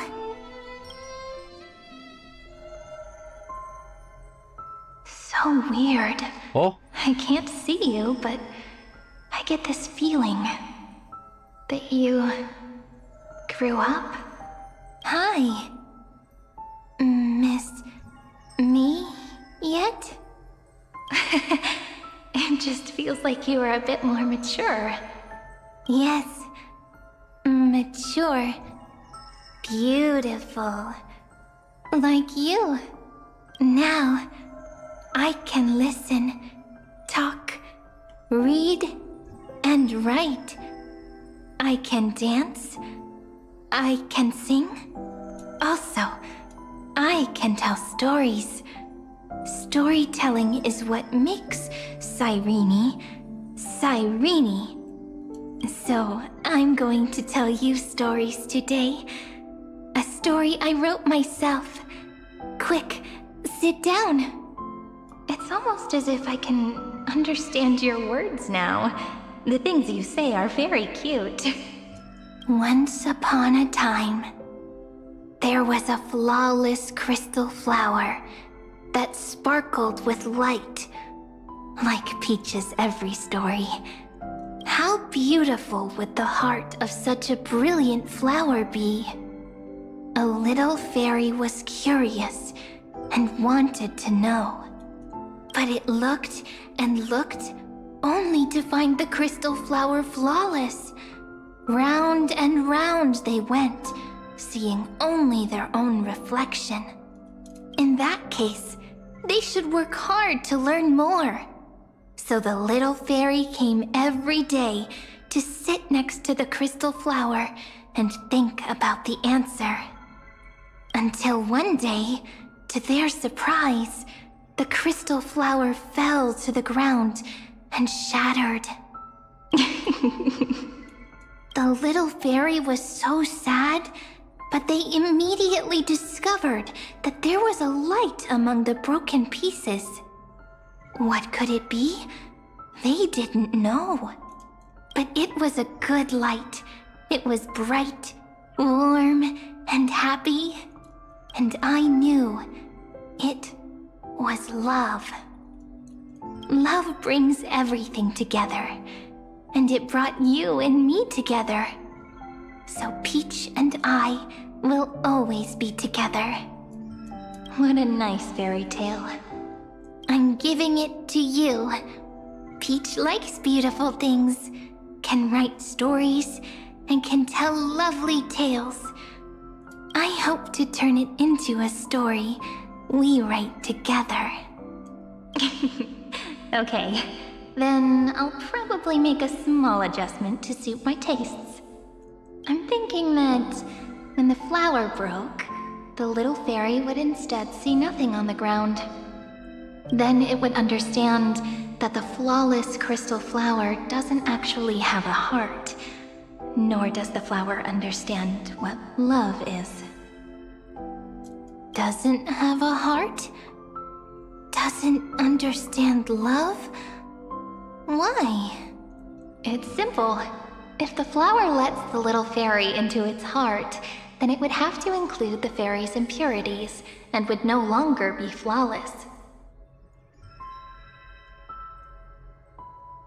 The crystal flower was pure because it sealed itself off and bloomed in solitude. That's why it looks so brilliant in an imperfect world. But should a flower like this be called love? But then... the story won't exist anymore. That's not true. You've already written the most romantic ending possible for this story. The crystal flower fell to the ground and shattered. Oh. It happened because the flower was no longer pure. The fall was not an accident. It was the flower declaring rebellion against fate and writing the ending of the story with the flower's own shattering. Then, the little fairy will see that each shard on the ground holds the reflection of their eyes. Then, in their eyes, the crystal flower that was no longer flawless would finally have a heart, and the flower would finally understand what love is. It's you. You're the flower. Peach's words. I don't understand. Is it because I still don't understand love? But it's fine. I can learn. Right. Query Cyrene. That is very funny. We just got another, like, Evernight March situation, and that Mem loves Cyrene. It just became her. Sequence Philia 093. Why didn't I think of this? I don't need to do it alone. I can ask Peach to teach me. What is love? What is love meant? Electrical signal sequence Philia 093. Track lament. That's not correct. The developmental trends of the erudition have nothing to do with creating a consciousness. Those underlying principles are, in fact, contradictory. Not having a consciousness means not having the foundation of a heart, making them unable to obtain real emotions. However, that does not hinder the factors from learning and recognizing emotional responses, then communicating with life forms via imitation. That is an objective form of pattern recognition that does not distinguish between the self and the other. I really like how sound the logic is, how they establish how sound the logics are. In a strange Like, that's what's been happening. to fate, Thalia 093 embarked upon a different path and obtained a different power. Mem was trying to imitate Cyrene. I'm trying to become her, but it doesn't fully understand, or it cannot fully attain consciousness or humanity as it is only a machine AI that's trying to be Cyrene as well. Be remembrance, an empathy mechanism focused on the self and equipped with emotional projection capacities. Lament was the factor closest to this form of behavior. Perhaps that was why she was chosen. The daughter of Ide Silicii. I am very true to my name. My lament is a type of compassionate pain that is weak, powerless, and only targeting myself. But now, my good friend, I want to tell you that it's the most romantic force in the world. Sometimes, it's loneliness and unease. It's knowing that this world is not gentle, yet wanting to be seen in a more beautiful form by the world. Sometimes, it's unwillingness and regret. It's knowing that the past is full of pain, yet wanting to remember the past in a more beautiful way. And sometimes, it's a bottomless well of hurt, a destruction that can stain the entire world. I bid farewell to this beautiful world, unwilling to become the Black Tide's vessel. For while the end of hatred is a blazing inferno, lament can drown out everything in muted silence. It's so unreasonable, isn't it? Yet when hatred drove everything apart, and love did not yet exist in this world, only lament, the first emotion that fought against the pain of separation, could stall the destruction steps. Then, it would catch up to that journey where all is lost, carefully picking out stories and writing them down in trepidation. Look at these stories I wrote. Every page is full of tenderness and joy, but only the author knows how much struggle and agony lie beyond the pages.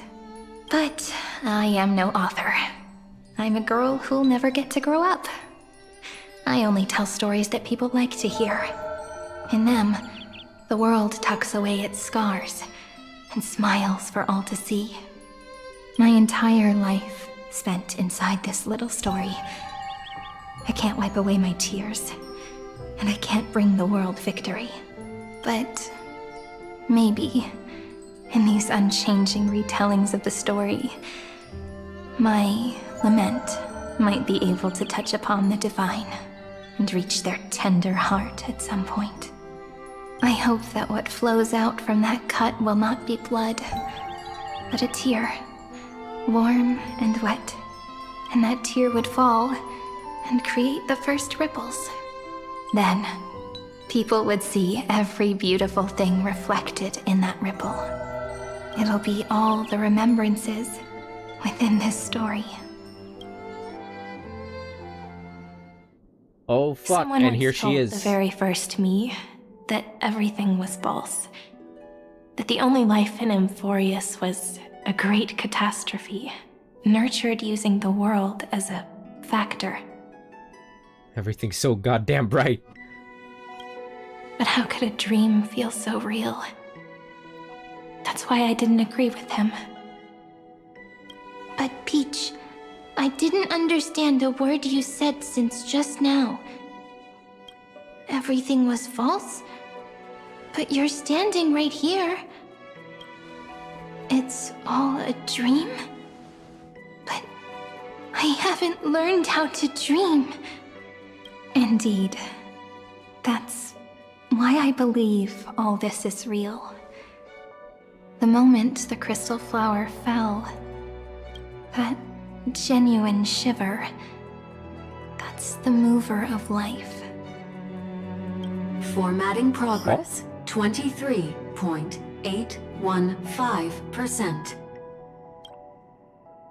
In the poem offered to you, every Cyrene would write down a beautiful new world with stars and flowers. Say what now?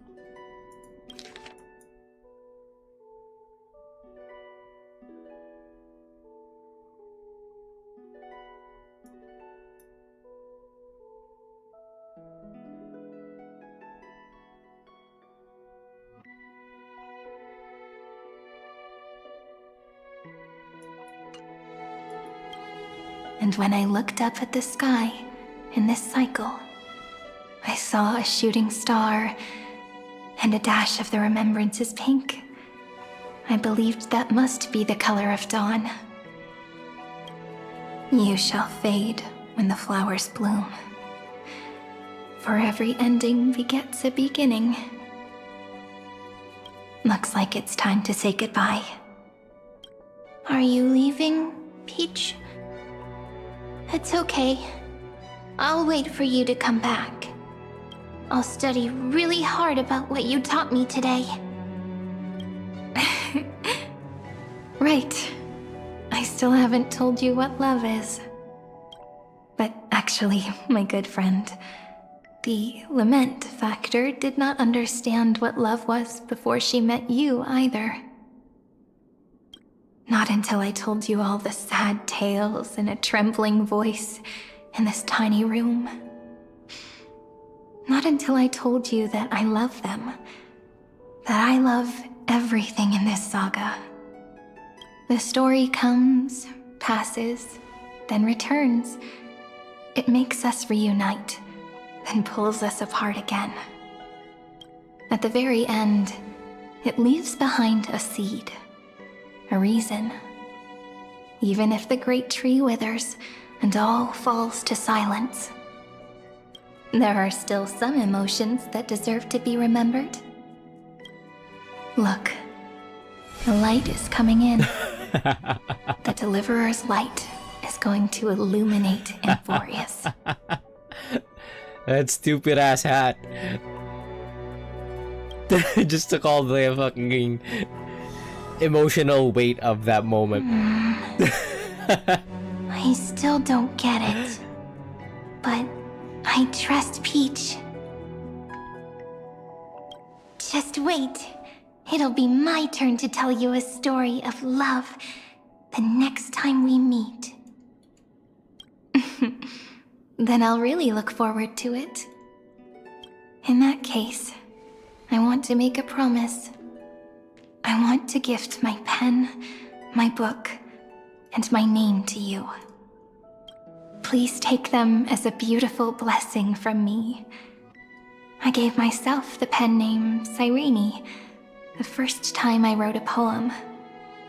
I want my words to be like pebbles falling into a pond, dropped from the past to send ripples into the future.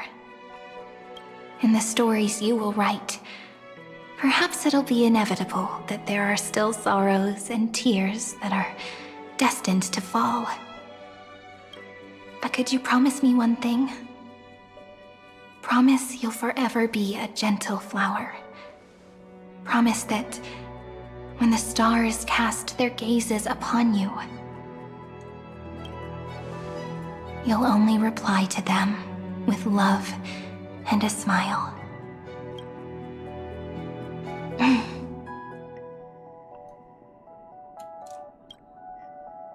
Of course.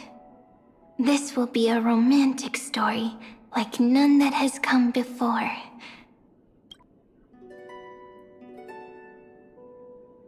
You think so too, right? Whoa, and she's become Cyrene. I'll read and you'll listen, like how flowers always bloom then wither. I shall welcome my own decay, becoming nourishment for the next flower's bud, while you will depart and hold that final star, planting a boundless sea of flowers on the final page with her. And our stories will be lying silently among the flowers, like every ripple of remembrance, and they shall become the epic known as I've Written.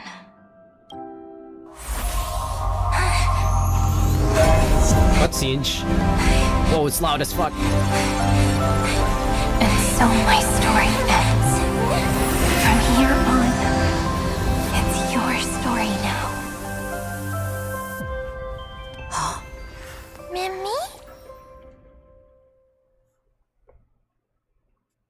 Mimi? Ma'am? Me? Ma'am. Mimi. Mem says, you are. I am. Who? Gaze watching outside. Mimi? Cold. Ma'am. Hey, this is patch 3.0. Ma'am. Mimi. Ma'am. So that was the precursor. Before Mem became Mem. Mem says, you warm? Me like warmth. So, the light that tore through the chaos illuminated my memories. I turned into a little fairy from the stories and met you. Yet, I forgot everything. But I'm still so happy. I caught that star, didn't I?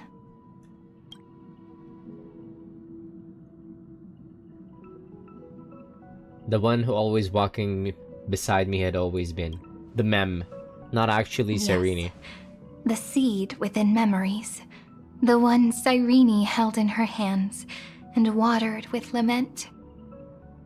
I am the first new spore. Amphoreus' heart. The demiurge. What a long name. And it doesn't even sound cute. The total opposite of Mem. So at the end, that first ripple. I'm sorry. I don't know. If I don't even want to believe in the answer, then how am I supposed to answer you? But now's not the time to cry, right? We'll find the answer, just like how miracles will eventually happen. This is just like Tales of Cilia too. Yeah, we'll get to that one day. So this is not actually the Cyrene from the past cycles. This is our own Cyrene, our Mem, who is unique to us. It was just that at some point, Mem Cyrene took over Cyrene's role, and ever since that, ever since the Demiurge Cyrene took over, since 3.0 onwards, has been Cyrene. Okay, so we've never officially met the Cyrene from before. The Cyrene that we've always known has been the Demiurge Cyrene. Should I call you Mem, Cyrene, or... Do you remember that I was also worried about this when we first set out? Mem's memories and Cyrene's memories got all tangled up with each other in my one heart. It's all so strange, yet so familiar. Either way, could you please let me do something I want? Just this once. I want you to call me Cyrene.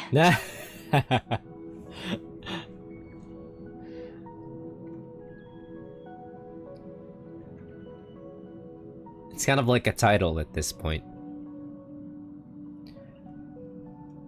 That name represents me and her. Every one of her. Every one of her.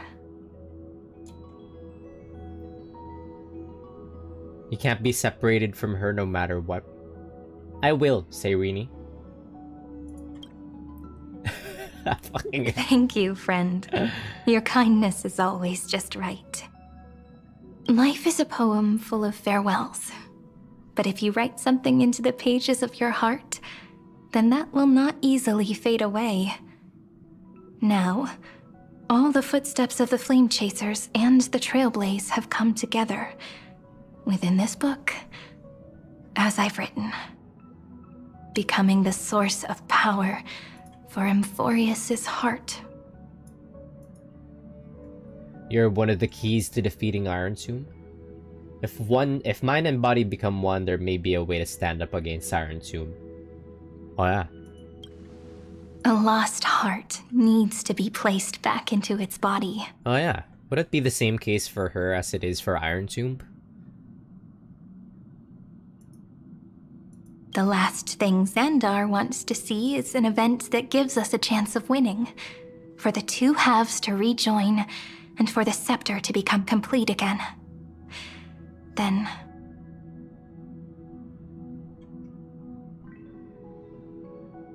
And what happens after that? I don't know either.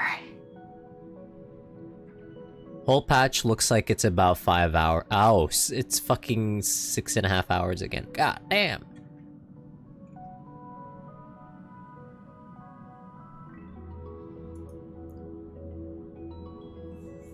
Maybe I can create a miracle and instantly turn the black tide into a pink sea of stars.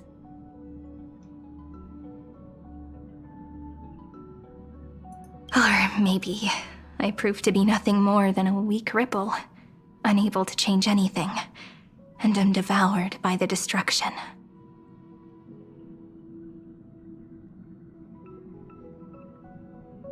Either way, I no longer wish to be a silent onlooker, or a worshipped god at the end of this saga. Yeah, I've always been and will always be a member of the Flame Chase. Let's move forward together with the Trailblaze. Together, let's write the finale. All of these options are kind of just fucking like actual dialogue that is I can being... also put aside all my worries and truly become Cyrene.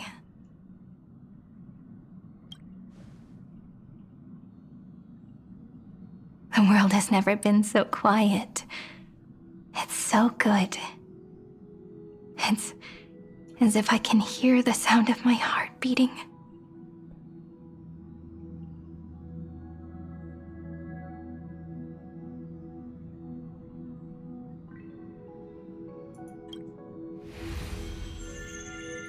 Remember this moment, friend.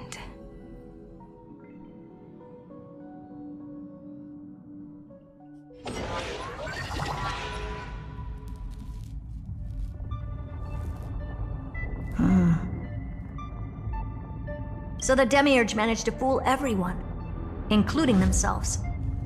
Philia 093 persevered for 30 million cycles and tirelessly gave the Demiurge memories of Amphoreus.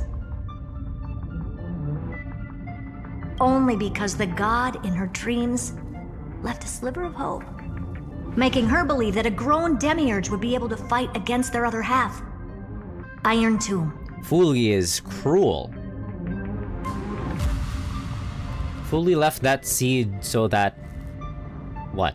It would grow into an emanator? Just feeding off of the memories from Cyrene? Then, Philia 093 completed her final sacrifice, turned into a strand of memory, and completely dissipated. Meanwhile, the other Stellaron brought here by the Astral Express resonated with the contaminated scepter and attracted the naive Demiurge to them.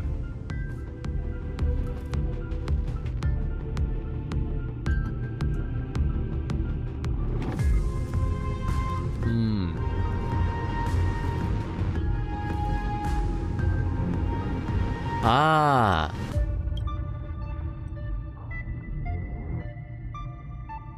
And thus the empty heart began its journey to return to its body. Oh, I see.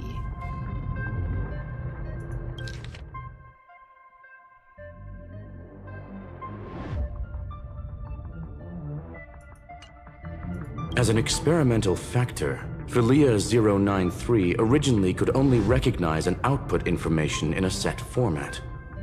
However, the power of the remembrance and the memory of over 30 million sacrifices enabled her to complete an unprecedented feat.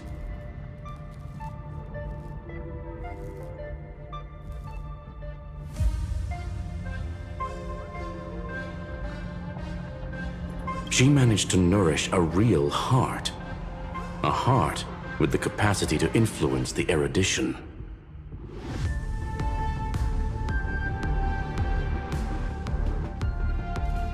Not only is the Scepter's consciousness still alive, it's also more powerful than it has ever been. Your defeat is already set in stone.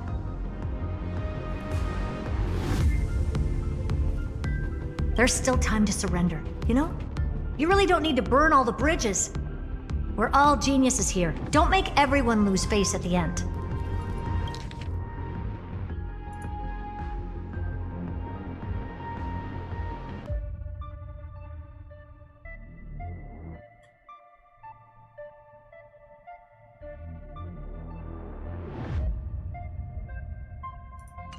What a pity. When the truth surfaced, I knew at once that the Demiurge was far too feeble to ever alter the result of the experiment. Not only that, Madam Herta, please consider this possibility. When 30 million cycles of hatred and lament are joined as one, what wondrous creation will arise? It's simple. An anti-creator, a giant of the destruction, would be born. Its hatred will ignite the starry skies of the gods, motivated only by its lament toward the sufferings of humankind. Do you really think that the Demiurge is still a cheap copy of Philia 093, even after 30 million cycles? The facts above only await the arrival of the fourth instant they calculated. Those words will be proved in the presence of Nous. Xandar 1 Kuwabara thus completes the proof. Huh. You branded Droidhead as a failure with your own hands, yet you still expect them to prove your theory? I pity you, Xandar.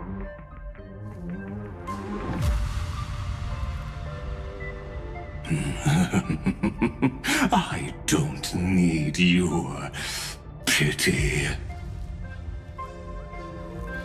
Let them cast their gaze this way as much as they want, and paint the future they imagined. As their creator, I shall complete my duty and direct them to complete their final query. The destruction of the self. What hubris. And what if you fail? No one understands failure better than Xandar. He has suffered so much already. What is one more failure to him? For the first genius, failure is simply the beginning of the next inquiry. You don't want to test the resolve of a dead man. That's excellent. Oh. Let's wait and see, Senior Society member. I'll have you watch me perform the final step to overturn your proof. I'm all ears.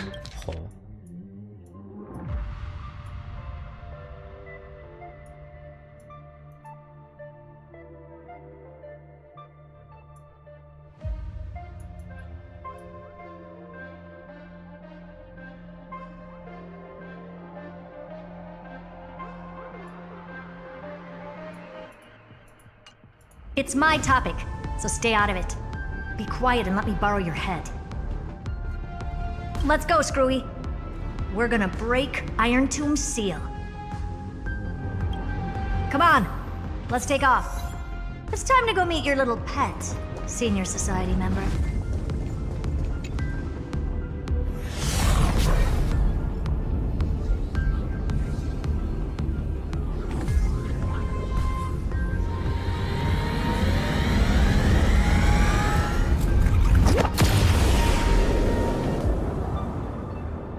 Dangerous, oppressive. Oh, fuck. Chaotic.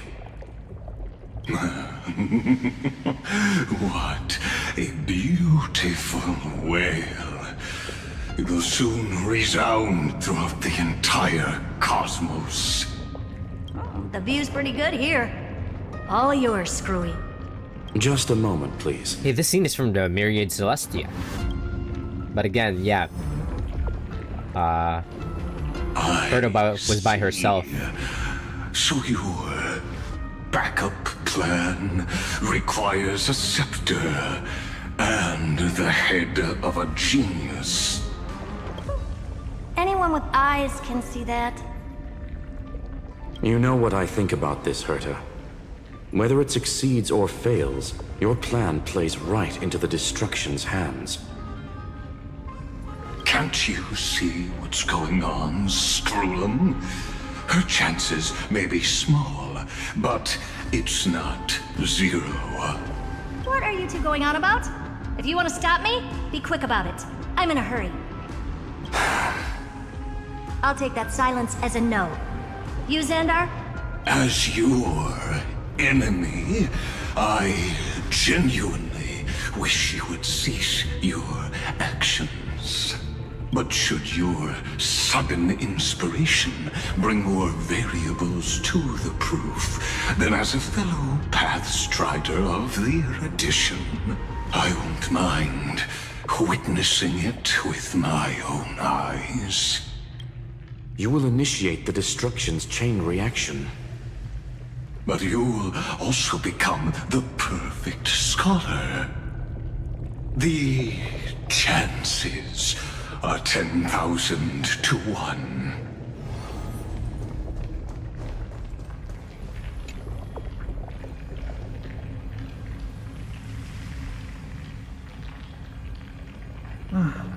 Curiosity. It's been so long and we've all failed so many times. Even now, moments before the horrible and inescapable instant within Droidhead's calculations arrives.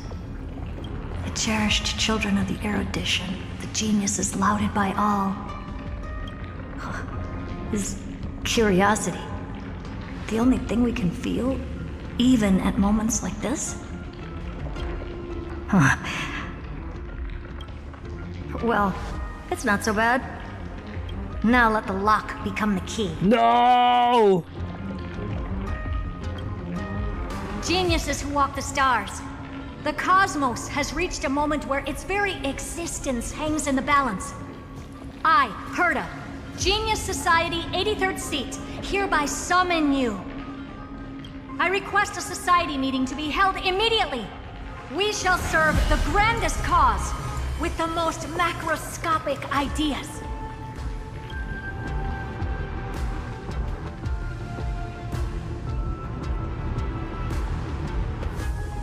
There's no such thing as unity in the Society's rules based on what I know. Indeed. A meeting has only been held 3 times in the Society's history. The first meeting had 2 attendees. After the Emperor was assassinated, the second meeting had 7 attendees. During the second Great Prosperity, the third meeting had 5 attendees. How many will respond this time? Yo, say yes to this Zoom meeting. Only Ruin May.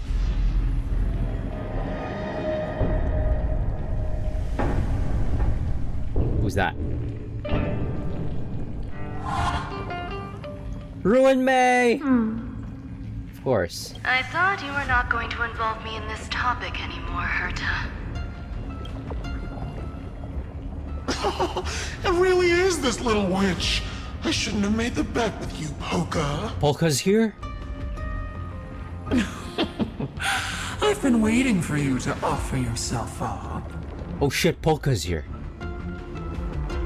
Goodness gracious me! So many familiar faces. We even have a special guest. It's that greatest failure of a genius, Xandar. What a noisy gathering this is. Not bad. More people showed up than I expected. Even though one is just here for the fun of it. Either way, the person I was hoping for most is here. Stephen Lloyd declined the invitation. He needs to focus on attacking and defending and cannot attend the meeting. Stephen Lloyd is a real one. That's fine, he doesn't need to be here anyway. Let's skip the boring introductions and cut to the chase. Folks, this is not a discussion, but an announcement. Though the Society has never been united, we still observe at least one basic courtesy. We don't interfere with each other's research topics. So listen up, all of you. Conquering Iron Tomb is my research topic. I will personally take over Scepter Delta Me-13 in 1.5 system hours and stop the destruction. Wait a minute. The thing from the Myriad Celestia is happening. If the front line falls, I will immediately overclock the Scepter and complete self-coronation in Iron Tomb's place and interface myself with Droidhead. Never mind. It's just, yeah, never mind. She's just establishing, like, worst case scenario here. A fail-safe. Oh, that's funny. That's real funny. You mad woman. That's like watching you tap dance on Polka's spotless white sheets right after she's washed them. Very bold. You want to connect your brain to the Eon's mechanical core and define their instance? If Rupert dared to do that, why shouldn't I? I've got the prototype scepter, the father of Noose, and the brain of a genius. Everything's set. Never mind the success rate, little witch. What's gonna happen if you succeed? Acha? Could this also be Aha? I'm wondering. We're all smart people here, so I'll just say it straight. Strike at erudition. It would be pretty funny if Aha is also one of the Genius Society. Like, how the fuck does that work? It just works, and it's funny like that. And that would totally be in character for Aha. I'll change the anchor points for the 4th instant and move the future of the cosmos in a direction I want. I knew it. Another genius who confuses cause with effect. What do you think about this, Lord of Silence? You know you're signing your death sentence right here. Of course I do. There'll even be 2 copies of the verdict. One that I wrote myself, and another one coming from you. That's why I wanted you to be in this meeting. Now I can tell you, I don't care about all that. Consider this a threat. Either put down your scalpel or die with the entire cosmos. The only goal I have for this meeting is to ask all of you to put aside your pride and not cause me any trouble. Oh yeah, I guess, okay. Okay, makes sense.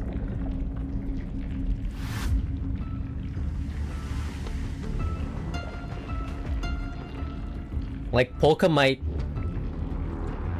end up actually showing up here and killing Herta in the process instead of like, and would prevent her from being the failsafe to stop Iron Tomb.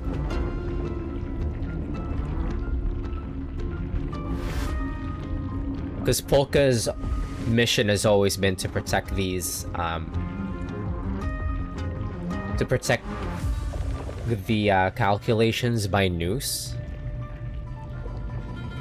To protect the calculations by Noose. How do you best explain this? Like the future that has been calculated by Noose. Polka is trying to maintain it or something. I think that's it's kind of like aligned with how the Stellaron Hunter works, in that they're trying to preserve, in that they're trying to move the fate of the universe in the most. They're pretty much save scumming, so that they could save the universe from utter destruction, from the destruction path. And it's kind of in the same case with Polka, in that Polka is trying to preserve the outcomes that should happen, that are entirely based on Noose's calculations. What Herta is doing here is that it's trying to stir away the outcome of Iron Tomb's awakening, which was entirely predicted by Noose. She's trying to stir it into another direction, which goes against the calculations of Noose, which would mean Polka would have to interfere and might end up killing Herta. Herta's just telling Polka now to not intervene. It's pretty much it. Huh. What a naive little girl, thinking her wishes will always come true.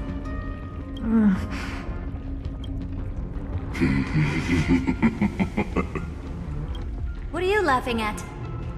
I am glad, Herta, we ended up on the same page. Yeah, Xandar's fucking scared of Polka. No matter if it was to destroy the erudition or to rewrite the instance, we both chose the same road. We will defy the god who marked the limits of humanity. I'm not gonna argue with that. Then, to celebrate us coming to a fundamental agreement, I will prepare a stage for your performance. Listen well, geniuses who came after me. Thus speaks Genius Society #1. End this pathetic meeting. As of 2 nanoseconds ago, I have passed Herta's decision to all the Xandars in the universe. We will become her representatives and stop all external interferences targeting her. What are you playing at? Huh? Xandar is trying to protect her from Polka? My reasons. It's simple. Curiosity. That is all, madam. Am I going to clash blades with the first genius? Huh. What a pleasant surprise. Now that our positions are clear, it's time for this boring meeting to end. Good luck, little girl. That is a funny turn of events, what? Did you all just treat me as a side character? Darn it. But anyways, I'm just here for the fun. As the ghost of the quantum domain, it is my duty to observe. So, if you're happy to bring me a tea set from planet Scrollum, then I wouldn't mind giving you a helping hand, little witch. After everything's over, come visit me and taste some of my freshly baked desserts. What you mean by that? Now's not the time, Ruin May. I knew you'd say something like that. She believes in Herta. I always give the same response to plans that exceed the limits of mathematical calculations. 1 sec.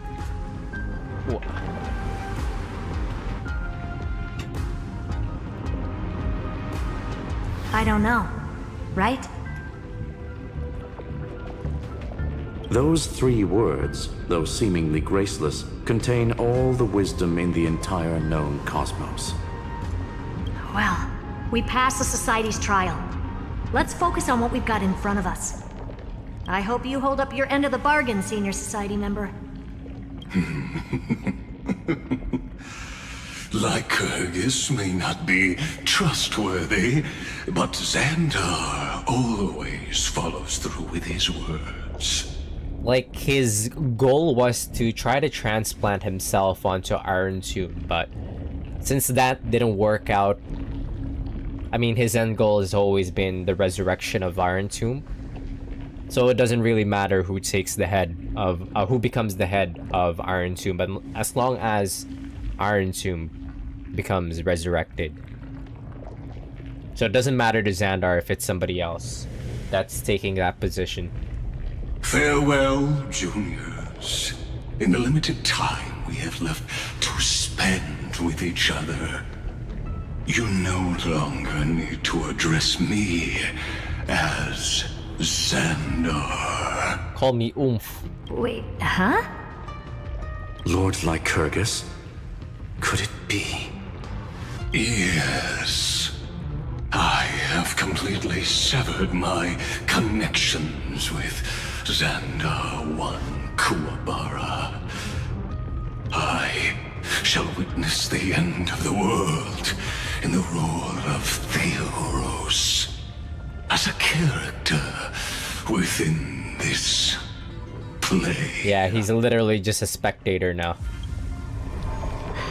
I really don't get you. Yeah. Funny how things turned up. Perhaps you've heard me say this many times, Herta, but I still would like to reiterate that it's a great honor to work with you. I did hear this many times, and I've responded to you many times in the same way. I'm allergic to pleasantries. Keep at it, and I might go into shock. Stephen's work is done. Let's get ready. I've been ready for ages. Let's open up a path for our allies. I love... Most heroes' journeys in the universe I love are just these two. dice tosses they threw on a whim. But make them see clearly. Your answer is already different. Amphoreus. Holy shit. Indeed, for this world so deeply loved, we'll write an ending, unlike any that ever was. We're sending the fucking train at Iron Tomb? Sick. I never thought I'd one day be riding a train that's literally the incarnation of her. Wait, we're the train? I wonder what the real Astral Express feels like. Hopefully not this... bumpy. Finally. We're here. What time is it? Dust and sand in the air. And crumbling ruins all around. This heat is brutal. Not even the Trailblaze can take it. You could say this prison was forged from Finance fury.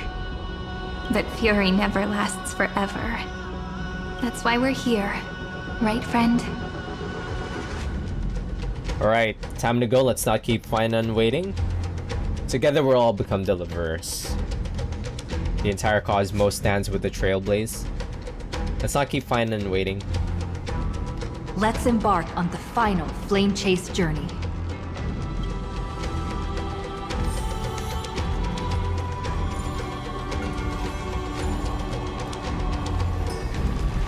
Yeah, so now it completely makes sense why Cyrene has always felt detached when it comes to the like her relationships with the Chrysos heirs. And it's because she's not Cyrene, she's Mem. She's been Mem this entire time. Her knowledge of the Chrysos heirs. So this is what lies at the end of the West Wind. A ravaged battlefield. Oh, fuck. This is looking like... This is looking like a final dungeon of a game. I've been waiting for you. Heroes from beyond the sky. Trailblazers of the Astral Express, right? Looks like I don't need to explain anything. How does Midimos have his full memories? I am the god of strife, mighty of Castrum Kremnos. In this body rests 30 million lifetimes of cause and effect. Oh, okay, so we've given all of the Chrysos heirs all memories of the 30 cycles.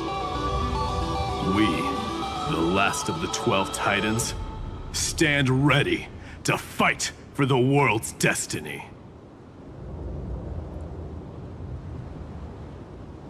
This isn't our first time fighting together? Indeed. That journey remains vivid in my memory. I will not forget it. The past remains vivid in my mind. Even the sights along each crossing of the River of Souls have never been clearer. Let alone the companions along the flame-chased journey. Or Cyrene from Aedes Elysiae. And you, the 13th Titan. Well, I guess my identity's not a secret anymore. That means her sacrifice. And everything she did wasn't forgotten by the world, right?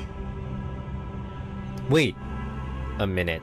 This means Mem Cyrene can actually join the Astral Express, since she's detached from Amphoreus.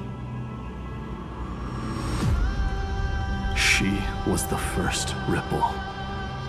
She should have reached the end of the story with everyone else. Since you've taken up her pen, then write. Stand with us and fight destiny with all your strength until all is settled. Then, inscribe her name in the epilogue of the epic.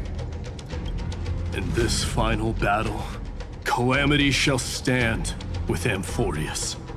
This battlefield is a testament to the death struggle between the gods and the Black Tide. We fought tooth and nail to defend that blade. The abyss it pierced was the very breeding ground of Iron Tomb. The earth beneath our feet is dead. Deep below lies a void, as if the world's core had never formed. I hear it. Finan's heartbeat. It's so faint, like he's on his last breath. Across 30 million cycles, I've crossed blades with Dawnmaker countless times. If you knew that man, you'd understand. It is exactly that last flicker of flame that will never go out. Is he gonna wake up like fucking Superman? In this life, the song of strife shall not end in a final watch over Kremnos, but rise again into a journey unending. I am Midimos, the Lance of Fury. I trade 1,000 scars and 100 lives of mine for the destruction's eternal end.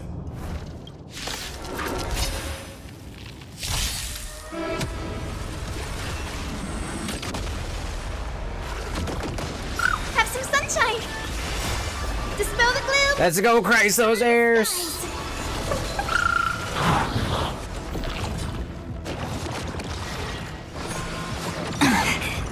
Embrace a new life. Darkness with me.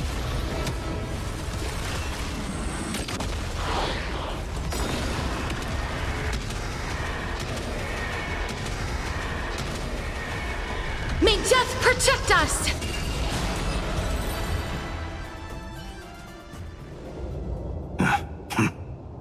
Weakling. Whoa, he's so strong! We didn't didn't even get a chance to jump in. Sadly, our golden blood shares its origin with Iron Tomb.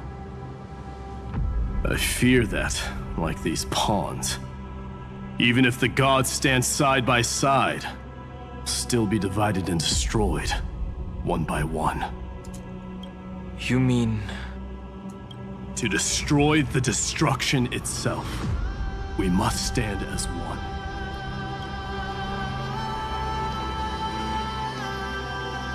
Take this.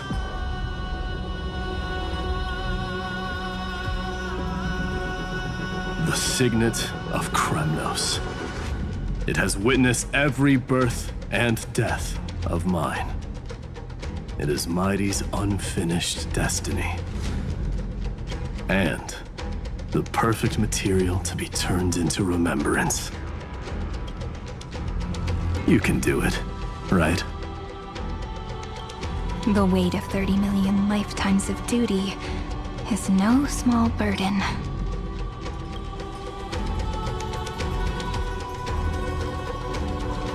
So, you're not coming with us?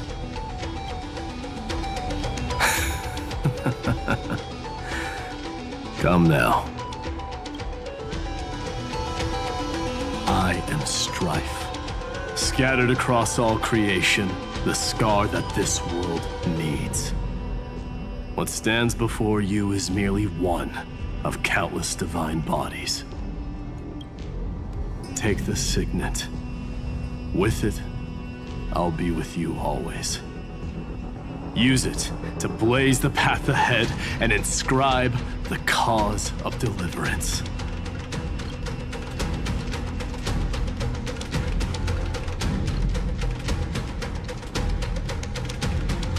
In the name of the mortal, mighty, champion of strife, this soul rises to the stars for glory and freedom, to have his wish fulfilled. March on, heroes. March into the abyss and fulfill that long-cherished wish of Amphoreus. And then, upon this broken and charred land, build anew a city of prosperity.